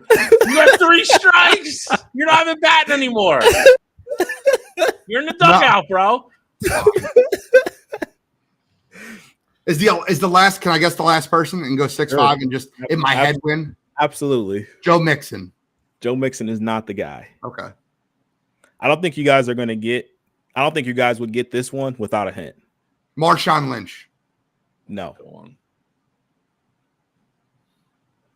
I don't want a hint. I feel like I can get it without a hint. Todd Gurley. Todd Gurley is number 7. Bro, I am so locked in. The problem is I probably have everybody I named is probably top 20. I probably have 12, 13, 14, 15, 16. Bro, I will say this. The pull that he had with DeAndre Hopkins, I would not have got. I was not thinking a nuke. That was a pull. That was a very good pull. Congratulations, Shally. I'll have one next week. You're 2-0. I get it. Why can't I go next week? Because you You keep want to go winning. next week, but you're winning. You have to lose to go. Yeah. I never would have got Todd Gurley. I thought that one was crazy because I feel like Todd Gurley hasn't played in like 3 or 4 years. I'm Yeah, like, but it's from 2015. I know, but I'm just saying, like, you're thinking about like people like Dalvin Cook not being here is surprising, but then also thinking like, yeah, he does get hurt, miss games. Bro, he had It's a so lot of many games. Is he close years. though? I don't know. I just got the top 10 All right, so hold on. You said touchdowns from 2015? since 2015. Yeah. Start the next topic, and I will see how close we were to start the next topic. So, And I mean, I think might as well just go over the UFC recap here real quick, just because of I got it already. Hold on. I got it already. So it was Henry Adams, Tyreek Hill, Ezekiel Elliott, Mike Evans, Christian McCaffrey, Todd Gurley, Alvin Kamara, Travis Kelce, DeAndre Hopkins. Guess who is the next person on the list? Eckler. Melvin Gordon. Guess who is after him? Eckler. Austin Eckler. That's what I said. Bro, I literally had 12 and 13. Then it was Stephon Diggs, who Bill said. Then, bro, if you guys get 15, I would be shocked.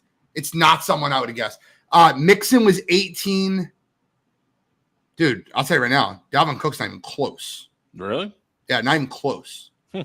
Mixon was 18. 15 and 16 are insane.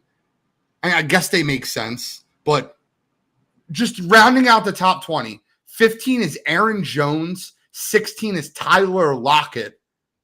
Tyler Lockett is crazy. 17 was Mixon, 18 for a while, was man. Connor, 19 was a Brown, Amari Cooper, and then 20 you never would get. It's a guy that's never been even a good running back, Latavius Murray. Latavius Murray is top 20 in touchdowns since 2015, and Dalvin Cook isn't. I want you to let that sit in. Let's go, UFC. He had a couple good runs though. He did, but he's not Dalvin Cook. No, When your career's over, you go to Latavius Murray. Dalvin Cook. but he's 35, and as soon as like 2 running backs get hurt every year, he gets signed. You're right, and he scores like 4 or 5 touchdowns a year. He's your waiver wire pickup like week 9 every fantasy football year. Yep, fact. Wait, are the Ravens again? Yeah, Latavius Murray. Yeah. Practice squad right now? Oh, yeah, he's ready by week 13 for sure. The Ravens starting 3 running backs are hurt again? Yeah, call Latavius. Congrats, Bill. Solid work. I'm glad it didn't come down to Todd Gurley because I was not getting Todd Gurley.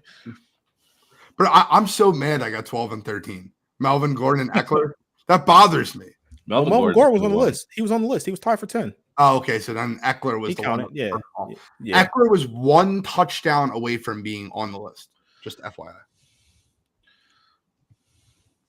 But UFC recap, we will talk about that. Even though, bro, I'm going to tell you something right now. There was 100% some weirdness going on with the scorecards at UFC. Yeah, there was an undercard fight. I didn't see it. But there was an undercard fight that I got a lot of messages about. It was 30-27, 30-27. 29-28 the other way. Yeah. Correct. Yep. A split decision that made no sense. Was that the Kopylov fight? Was that Kopylov? It might have been. It might have been. By the way, shout out to Road to Gold. They had 6,000 streams last week on Facebook alone. So shout out to them guys. They're absolutely killing it. Awesome job, Dylan. Never out of the fight, Tony. Never out of the fight. But let me just, I got it right here. It is Poirier Makhachev. It was Kopylov. 30, what decision? 30-27, 30-27, 29-28 the other way. Yep. Like how? But overall on the fight, let's talk about the 2 main cards. I got to give Sean Strickland all the credit in the world. He took some massive leg kicks. I don't even know if he can walk right now, but I don't like Sean Strickland at all. I think that at the end of the day, he won the fight. He dominated the fight. But man, Paulo Costa took those legs out. Give credit to that weirdo. Yeah, I mean, Strickland definitely took the fight to Paulo, and I thought the one thing was that Paulo was either going to knock him out or Sean was going to beat him with pace. And Sean is a guy that will jab you to death. And that's basically what he did to Paulo. So give him the credit for getting the win. I don't really know what's next for him. I feel like he's in this like purgatory place right now in that division, but beating Paulo Costa is, underwhelming as he's been since he's lost to Izzy. It's still a quality win for your resume. I can tell you what's next for him. After my boy beats the crap out of the journeyman in the division, you're going to see that fight. That's what you're going to see. Who's my boy? Khamzat. Khabib's not fighting. Khamzat Chimaev is going to beat the crap out of Robert Whittaker. Okay. Was it next week? And then you're gonna and Strickland Chimaev will be the worst shit talking ever. They might have to call the cops. Well, my thinking though with that is, if I'm Khamzat, how many more people do I have to beat before I get a title shot? I don't know, bro. He fights once a year. That's not anybody else's fault. Imagine Izzy next. If I'm Khamzat, I'm taking the Bilal route. I fight once a year. I win. I look good, and then I go get a title shot whenever that time comes for me. I think him and Strickland would be box office. I mean, the press conferences would be back to like crazy Connor days. 100%. Those press conferences would be insanity. I think the press conferences would be more entertaining than the fight, because I think Chimaev would take him down and beat the crap out of him. But I don't know. It might be fun to watch. What's next for Strickland? He beat Journeyman Costa. Do you give him Kevin Big Mouth Holland, who won earlier last week? I don't know. I feel it's kind of going backwards for Strickland. It is. But Kevin Holland versus Strickland would be a fun fight. And I think that's at some point, too, Dana's got to make him fight, man. I mean, I feel like one a year crap is kind of probably why he hasn't got a title shot. I agree. But if what Cottrell said is right, and Khamzat wins this fight, and then he goes out, next fight's the title fight, what would be the backup option for Strickland? I think Strickland versus Chimaev is the way you make it move, and then you say the winner gets a title shot, because at that point, Strickland would have won 2 straight fights again, and you can put him back in title defense contention. Or if Chimaev wins that fight, you beat the guy who used to be the champion, now you can go fight for the belt. I think that's the move. Fine with me. Control just got quiet on me. I don't know what happened. I mean, I'm looking through the middleweight rankings right now, and I'm trying to see what could potentially make sense. I mean, do we have any idea when Izzy's coming back? Well, whenever Dricus is healthy is my imagination. His face I don't know. Will be swollen, so I mean, who knows when the hell that's going to be? I don't know when that'll be. They tried to get it for 300. Dricus said, "I'm not fighting on short notice as a champion." Which I 100% understand, while I give Izzy the advantage there. But just looking through this middleweight rankings list, like Jared Cannonier, Marvin Vettori are like the only people that would even remotely make sense outside of Khamzat for Sean Strickland. So if I'm Sean, I might just sit on the shelf and say, hey, maybe if I can't get Khamzat, maybe I deserve the next shot then, because I had a pretty good fight against Dricus myself. Listen, if I'm Khamzat Chimaev, I need to fight more. And that's his biggest problem. He prides himself on being a cardio warrior. He's constantly in the gym. His workouts are all these crazy workouts that people can't do. Let's get him more work. I want to see him fighting 2-3 times a year. He's still young. He's still young in his career. Let me see him fight more. I mean, 3 is always pushing it, just depending on the way the calendars work out. But I mean, there's no reason these guys, especially if you want a belt and you're trying to win a belt, how are you not fighting at least twice a year? I agree with you. And by the way, Dylan, once again, guy from Road to Gold, he's awesome. You got to check out the show. He said Sean's going to sit on the bench and get forgot about. That could be happening. I'd be happy if he gets forgot about. I think he's a terrible human being, and the less I see of Sean Strickland, the more I'm happier about it. the type of things that come out of his mouth, I don't want to see him fight. But in the same respect, I would love to see Hamza Chimaev just beat the snot out of him. And those press conferences would be great. Yeah, and he's a draw for that reason. He's a draw because people want to watch him lose. Correct. 100%. Same way Floyd was such a draw. Same way Connor's become such a draw because people love to see the shit talker get shut up. I think Connor's done. So I know. Did you hear about that news? That's crazy. Yeah, we can talk about that in a second when this is over. Let's talk about so by the way, just to be clear, what did you guys score that fight?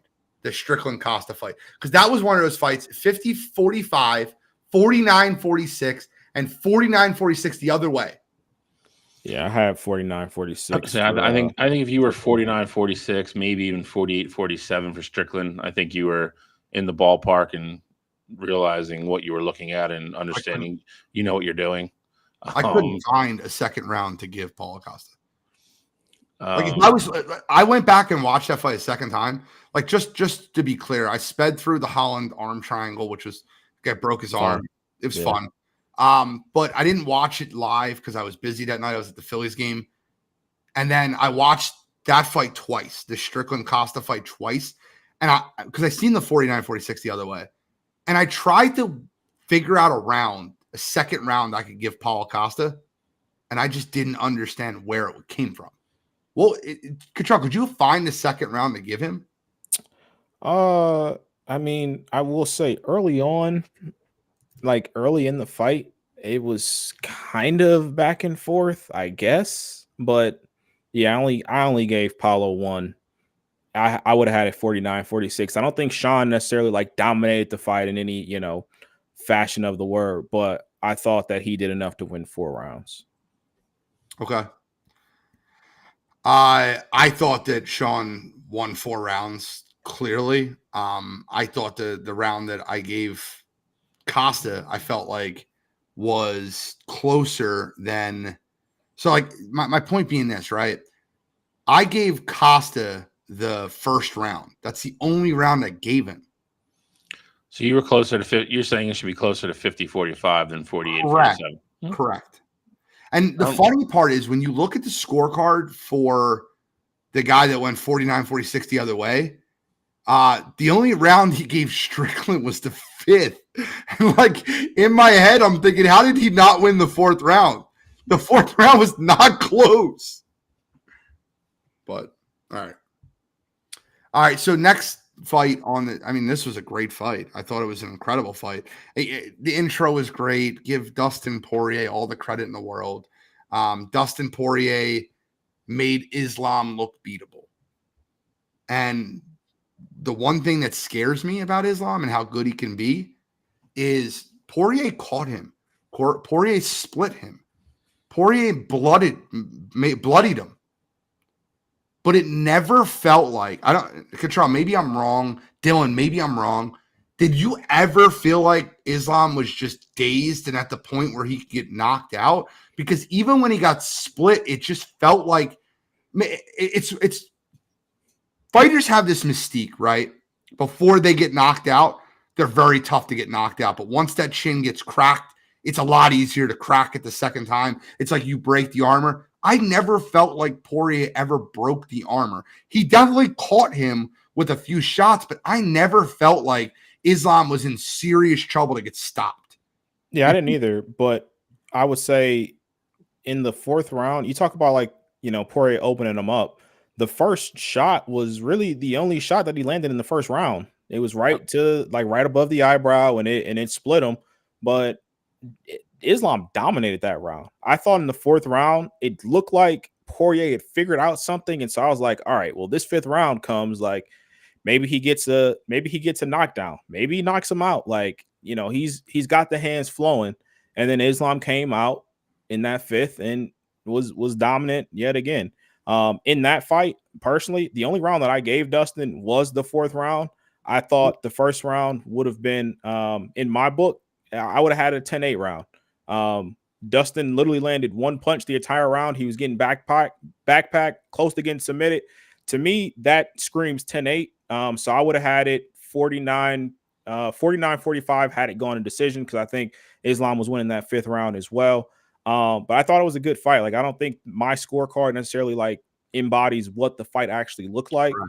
Thought Dustin looked good in a lot of spots, but give credit to Islam because Dustin's one of the scarier strikers in that division. If you can stand there and go toe to toe with him, Dustin was doing a great job stuffing a lot of takedowns, and Islam was holding his own in the stand up. So I'm with you, Gene. I think that fight shows me that Islam is going to be very, very tough to beat because Dustin is an elite striker, and you have to combo being an elite striker with being at minimum, very good grappler to defeat a guy like Islam. And I don't know who that is right now in that lightweight division. I completely agree with you. I thought the second round was close, but I felt like it was close because of how dominant the first round was. I still gave the second round to Islam. The fourth round's the only round I gave to Dustin. And that was close. I felt like I could have gave that round to Islam because Islam took him down in that round again. But I felt like he didn't do as much damage with him on the ground in the fourth round. Mm-hmm. And I felt like Dustin did enough damage on the feet to win that round. The second round, I felt it was close. But like recency bias would be like, you watch Islam backpack him for a whole round, and Dustin kept the second round closer.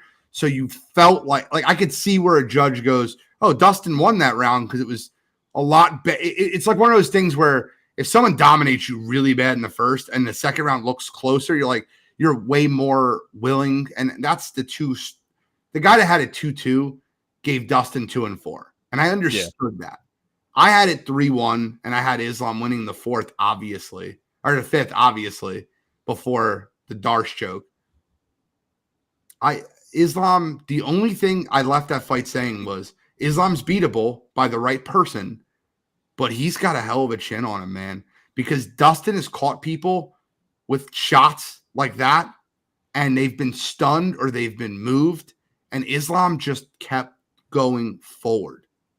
Bill, before it goes over to you real quick, the only other thing that I just want to throw in here is that Dustin, it's funny because this is like a glitch in the Matrix. Because I feel like you probably didn't leave the Dustin and Khabib fight saying that Khabib was beatable, but you're like, whoa, this is the first time I've ever seen this guy, take a punch and get stunned a little bit. So, and we saw how dominant Khabib was for the rest of his career. So it'll be interesting to see, is this like the first chink in the armor, or is this something like that's the closest that we've ever gotten to actually seeing, somebody dethrone the champion? I think that the obvious next fight for Islam has to be Sarukian. I think what he does next is going to be really interesting because he said it in multiple times after the fight that he wants to go to 170. So, I don't know. I don't know what that means for Dustin. I don't know. I don't know if Dana's going to let him have two belts. I don't know. I think a lot of that would have to be worked out. I thought it was a great fight, though. It was competitive. Both guys. Dustin. If that does end up being it, I don't think he could be upset with the way he went out. He left it all in there, and like you said, it's by far the best fight that anybody's given Islam. Kid's just tough, man. He's good. He's young. You factor in all his skills, along with the guy doesn't get tired. Like you say, he just keeps coming forward. He's got an iron chin. It's, it always becomes a matter of, does somebody land the one punch or does he get bored? Which doesn't look like he's going to, but we've seen it with other people we never thought were going to lose, the people they lost to. And I'm a big believer of it. I think it's really hard to stay motivated and stay on the top. Like if you're Islam and you go back home and you're like, that guy just fought the best fight of his life and hit me with everything he had, and I still won and walked through him. I just think human nature, complacency always sets in eventually once in a while. But I got news for you. He wants no part of that 170 division. It's not a good move for him. He should not move to 170. I'm not saying he should. I'm just telling you, he talked about it right after the fight, and he's talked about it in a couple interviews after that. He already said something to Dana that's apparently that's what he wants to do. It's a bad move for him. It's a very bad move for him. I think there's only one guy in the 170 division that beats Islam. What? He's not the champion. I think Kamaru beats him 100%. Well, I don't think Kamaru's going to be a welterweight anymore. I think he's going to be comfortable being a 185er. He's going to get a I think Shavkat beats him. Is that who you're talking about? Shavkat's the only one.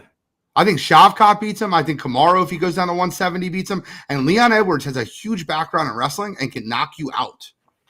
You can, but I like Islam there in both situations on the feet. I get it, but Dustin is a bigger 155 guy. So don't get me wrong, but you're talking about. Leon's not a small dude. Like, they're 170 guys, but he's going to get in the cage at 190, 185, 190. Like, getting hit by those dudes is different too. So it's Leon's got a wrestling background. He'll be able to stop the takedown, and if he keeps it on his feet, he knocks out.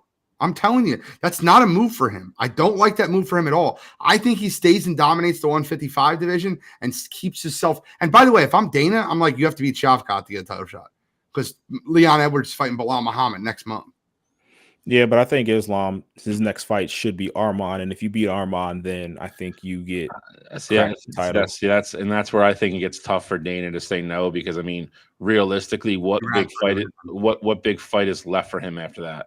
You're right. He has to fight Arman, though. He has to fight Sarukian. He does, in my opinion, as well. I don't disagree with you either. Like I said, it's just if he wins that fight, then like what are you holding him back for?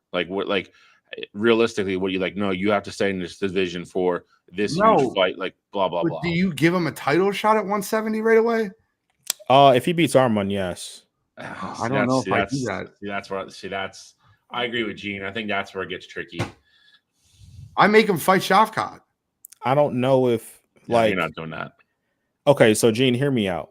As great as Islam is, do you make your 155 champion fight a number one contender at 170? Is that going to be your co-main? What you have to do is you have to have schedule. All right, that's fair because what you're saying, it makes sense, right? Because we can fix this real easily.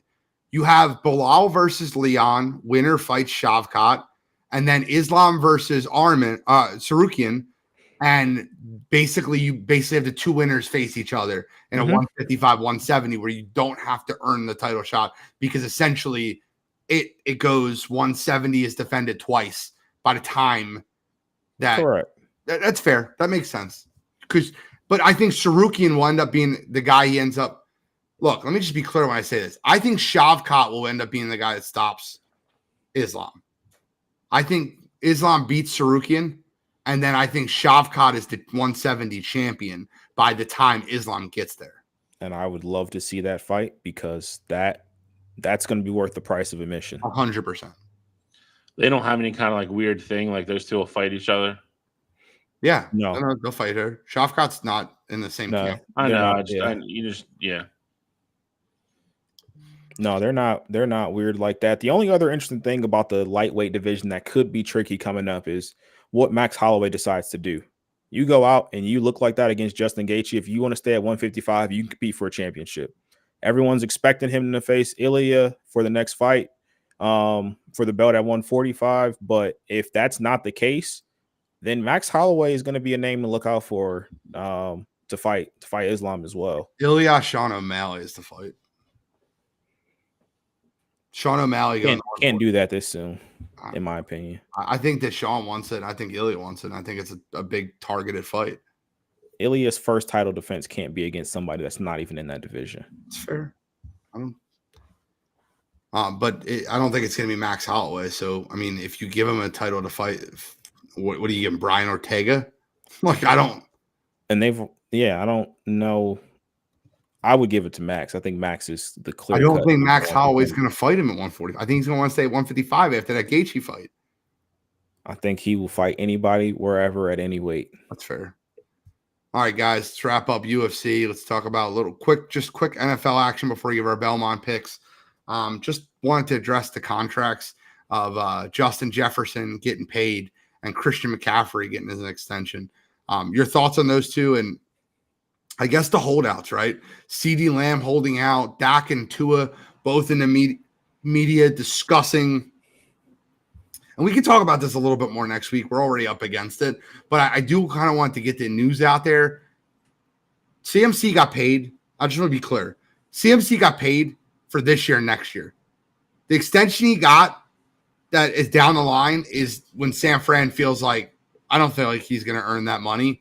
And at that point, it's going to be a lot of dead cap money. But what they did is they wanted to keep their best athlete happy in a year where the next 2 years where they feel like they have a real big Super Bowl window. I think that's the reason CMC got paid the way he did. But the end of that contract, that $26 million cap hit in 2029, it's a nightmare. Yeah, I mean, 32. you got like an $8 million raise for next year and the year after. That's what it is. No, but he'll get paid that money down the road, but it will just be dead cap. I agree. I think they paid him so he didn't go, oh, my ankle's a little sore this week. I'm not going to ruin my next contract by getting hurt. Am I wrong to say that? Because he did that in Carolina. No, I mean, again, I think it's a different story playing for a 2-11 Carolina team if you have a sprained ankle and a team that is odds on one of the best, favorites to win the Super Bowl. But no, I mean, listen, they're going to have to pay. They got Debo and Ayuk coming up. Give him a little bit, like you said. You give him a little bit, make him happy. You settle in with him. You don't have to worry about him for the next 2-3 years. It is what it is, and then you go about your business signing other people. So, I mean, Debo signed a huge contract just last year, 3 years, $71 million. I think that the Debo thing is, I think he's overpaid. But here's the point, right? I said this on the morning show, and I'll say it here, and I want everyone that's listening to listen clear. Brandon Ayuk is the most overrated wide receiver in the NFL, and it's not that close. If you give him $30 million and then you put him against A.J. Brown, CeeDee Lamb, Tyreek Hill, that's the company you're putting him in by paying him $30 million. That's what he wants. So if you pay him $30 million and you put him in the same company as Justin, what of these names don't belong? Tyreek Hill, Justin Jefferson, Jamar Chase, CeeDee Lamb, A.J. Brown, Brandon Ayuk. Yeah, one of these names don't belong here. So I don't think he's the most overrated wide receiver in the league. I agree with you. $30 million for him to put him in that company is ridiculous. I also think he's going to have to make a business decision. I don't think San Fran's going to give him that. And they can be like, hey, we're going to pay you. This is what we think you're worth. And you stay on this team. And, you have a 4 or 5 year window to win the Super Bowl. Or if you want to go play for if you want to go play for the Titans and make $30 million a year and get the shit kicked out of you, then go over there. Like, it's ultimately going to come back to him. So he's not a $30 million a year guy, though. He's not.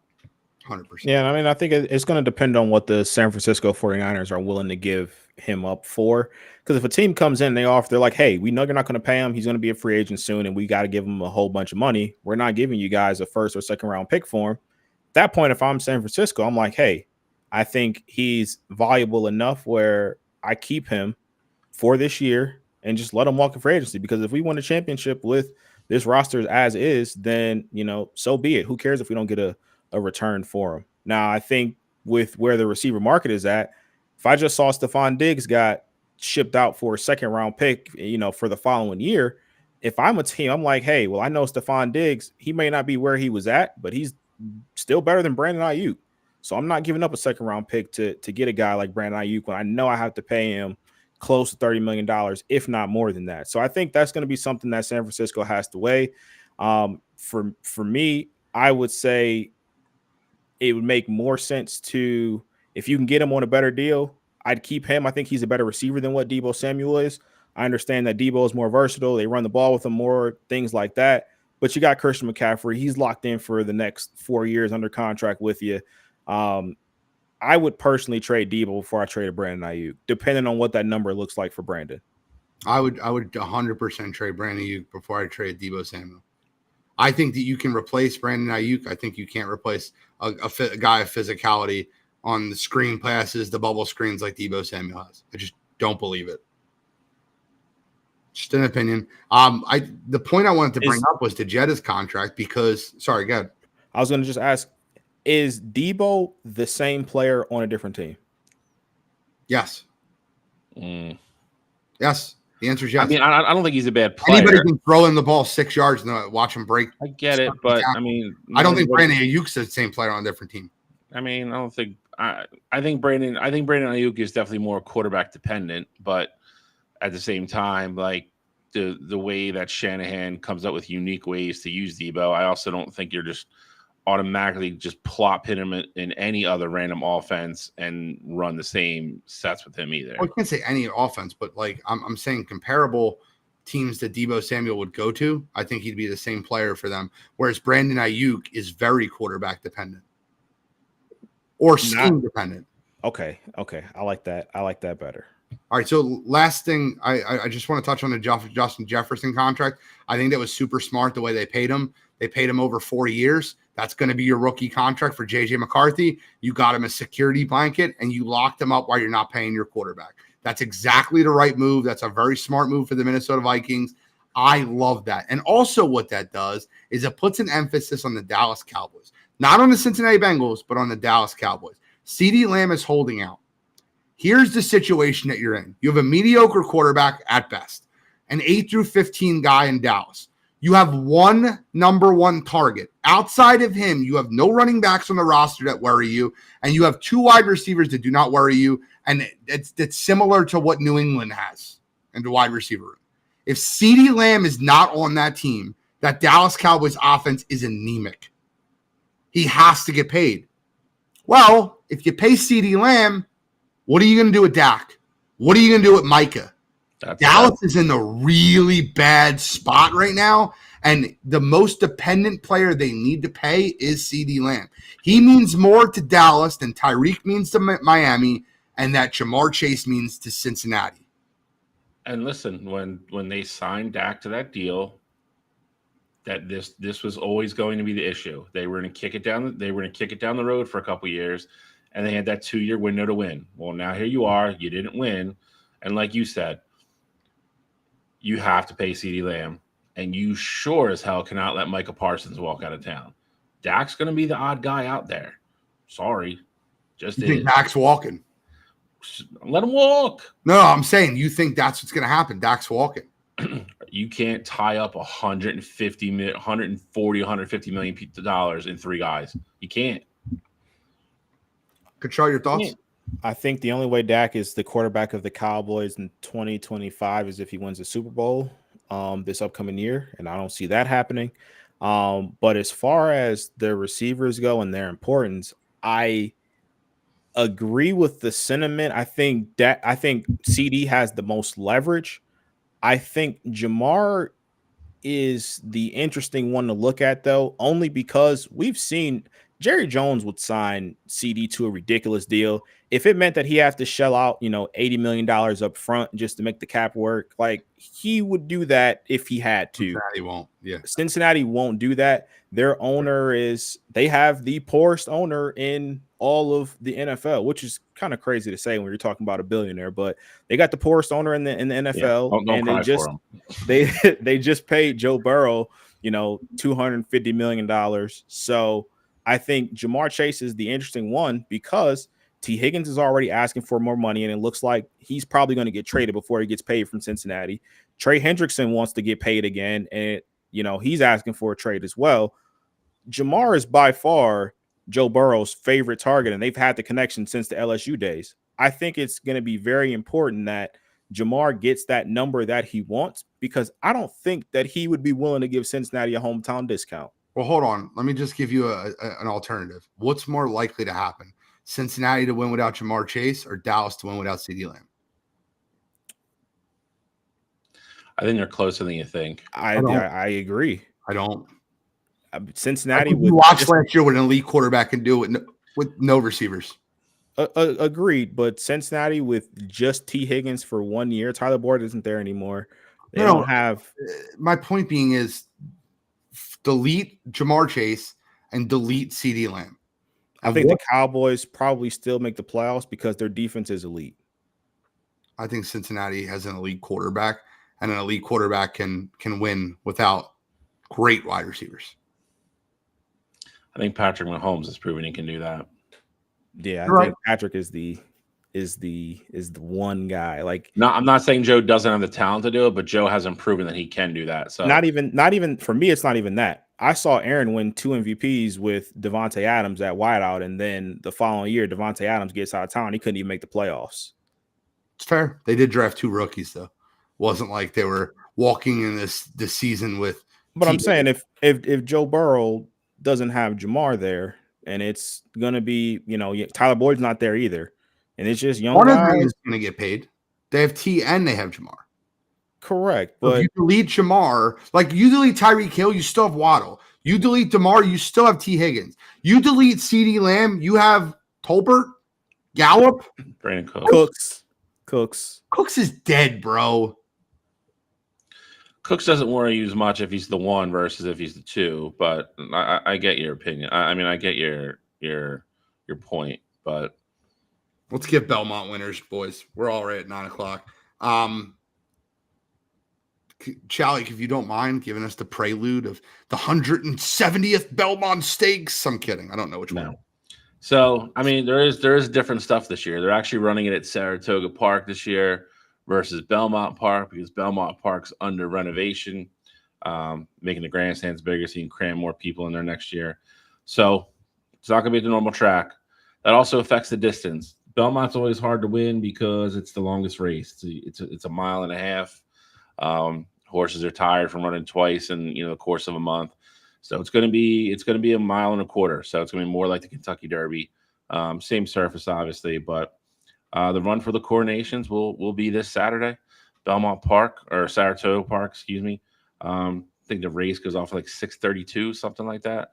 No Triple Crown up for grabs this year, obviously. Mystic Dan won Kentucky Derby, and then Seize the Gray won the Preakness. So they are both in this race. It actually should be a good race. There's a couple horses that are coming back from the Derby, coming back for the Belmont. 10 horses, a little bit of a bigger field than normal. Normally, when we get to this time of year, you're kind of down, usually between like 6 and 8 horses. So it should be fun. Should be a good race. I'll let you guys go first, but I'll go last with my picks. I have a trifecta. All right. So I did a trifecta for you guys. I'm going to go 3 through 1 to make it more fun. Can I do that? Sure. Coming in third, about 2 lengths back, Mystic Dan. Coming in second, the winner of the Preakness, Seize the Gray. And coming in first, coming back from the Kentucky Derby, give me Sierra Leone. Chow. I like Seize the Gray to win it.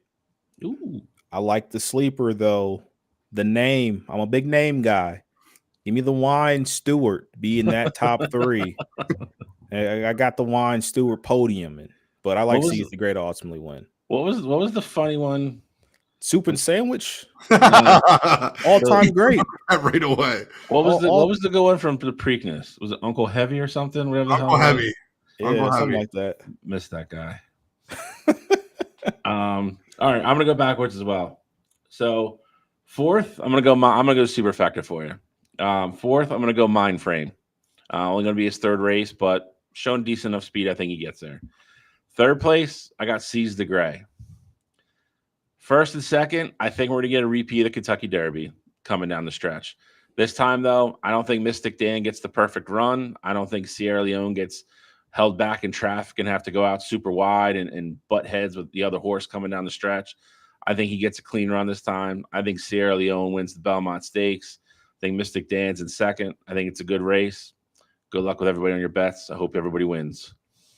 All right, let's get into You Got to Be Kidding Me. Cottrell starts off. All right, so mine this week. Who made it easy for me? Stephen A. Stephen A. Smith. Yes, that's. I'm. Thank you.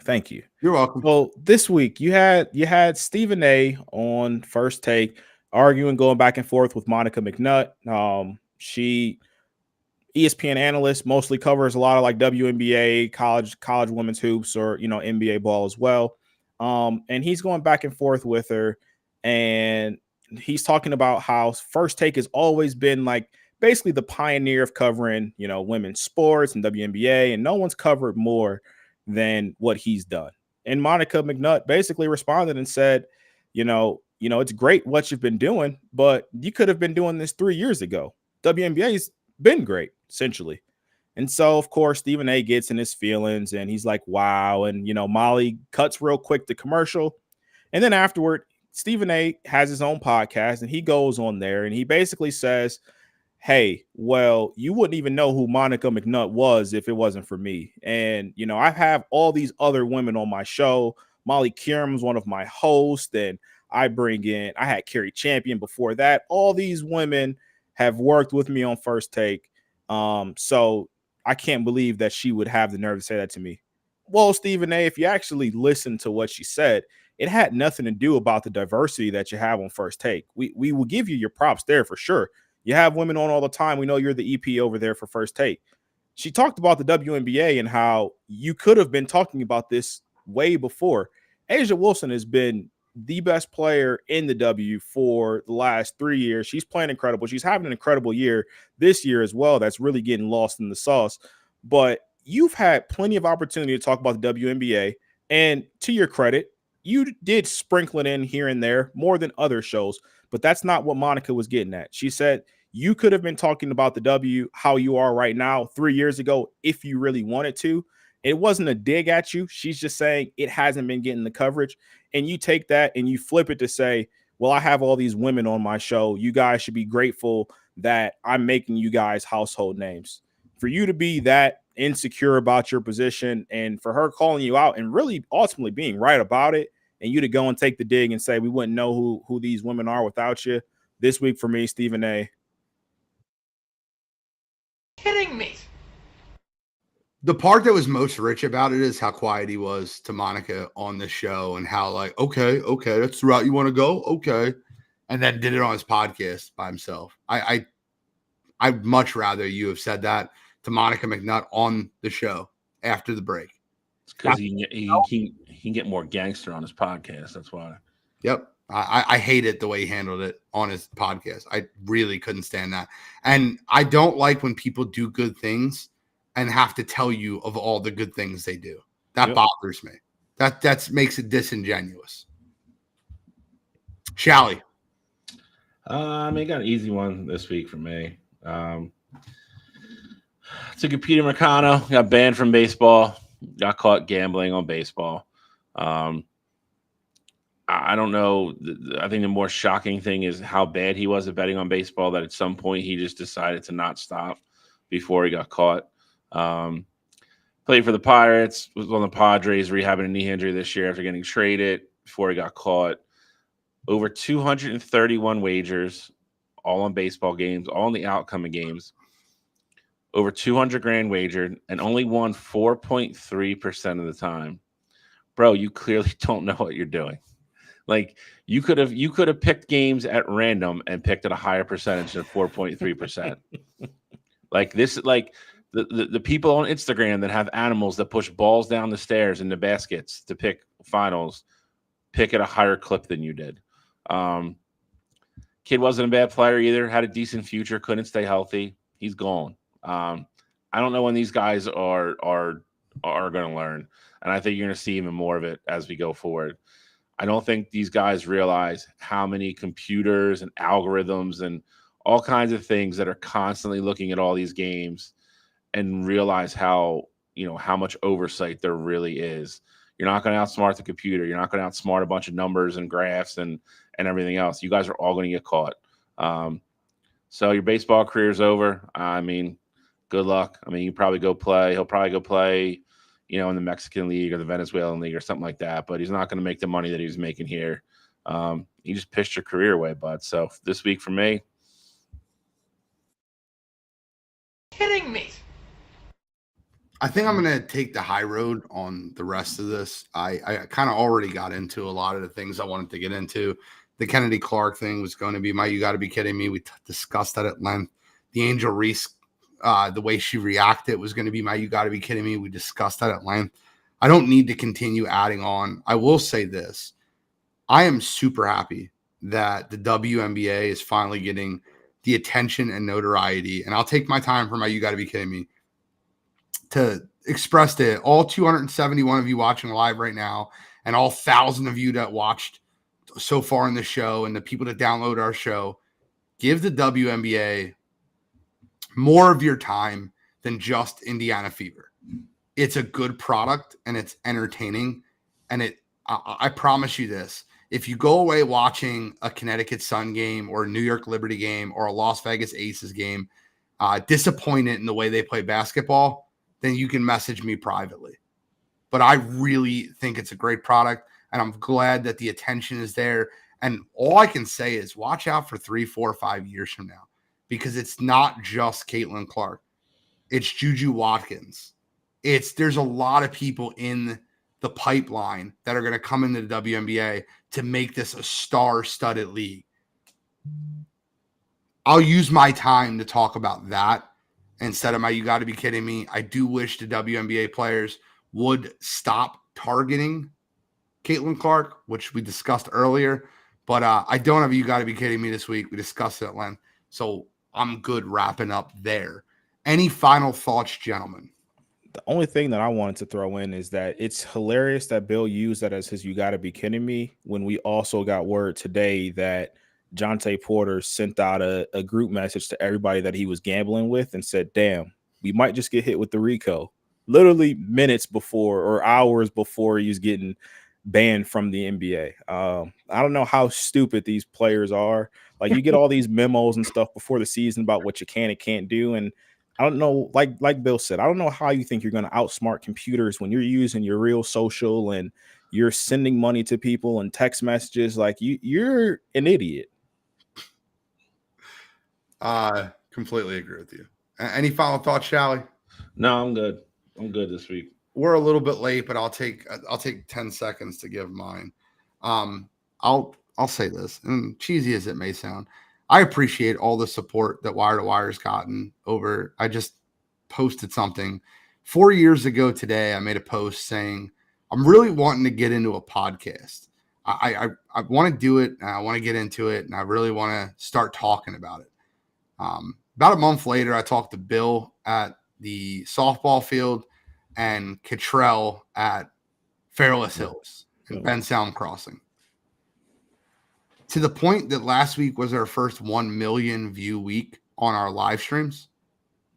250,000 in reach on our shows, just on Facebook, and 273 live right now.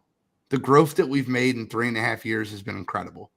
So we're at 191 shows, but look out for more and more stuff. We had a 6,000 view show just on Saturday, Road to Gold, brand new show.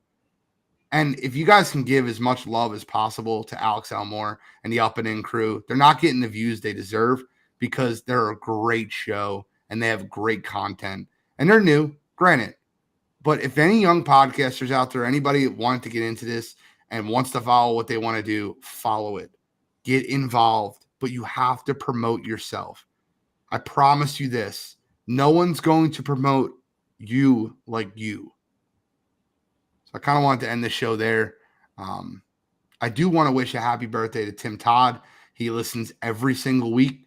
It'll be his birthday before next week's show. It's not his birthday yet, but it'll be before next week's show. So want to wish him a happy birthday. Thank you guys for tuning in to the Wire2Wire Sports Podcast. I'm the NFL genius Gene Walzak. That's Kent State's own, Cleveland's own College Cottrell, Scholastic Shally, Uncle Shally, the Doc. And we are signing out.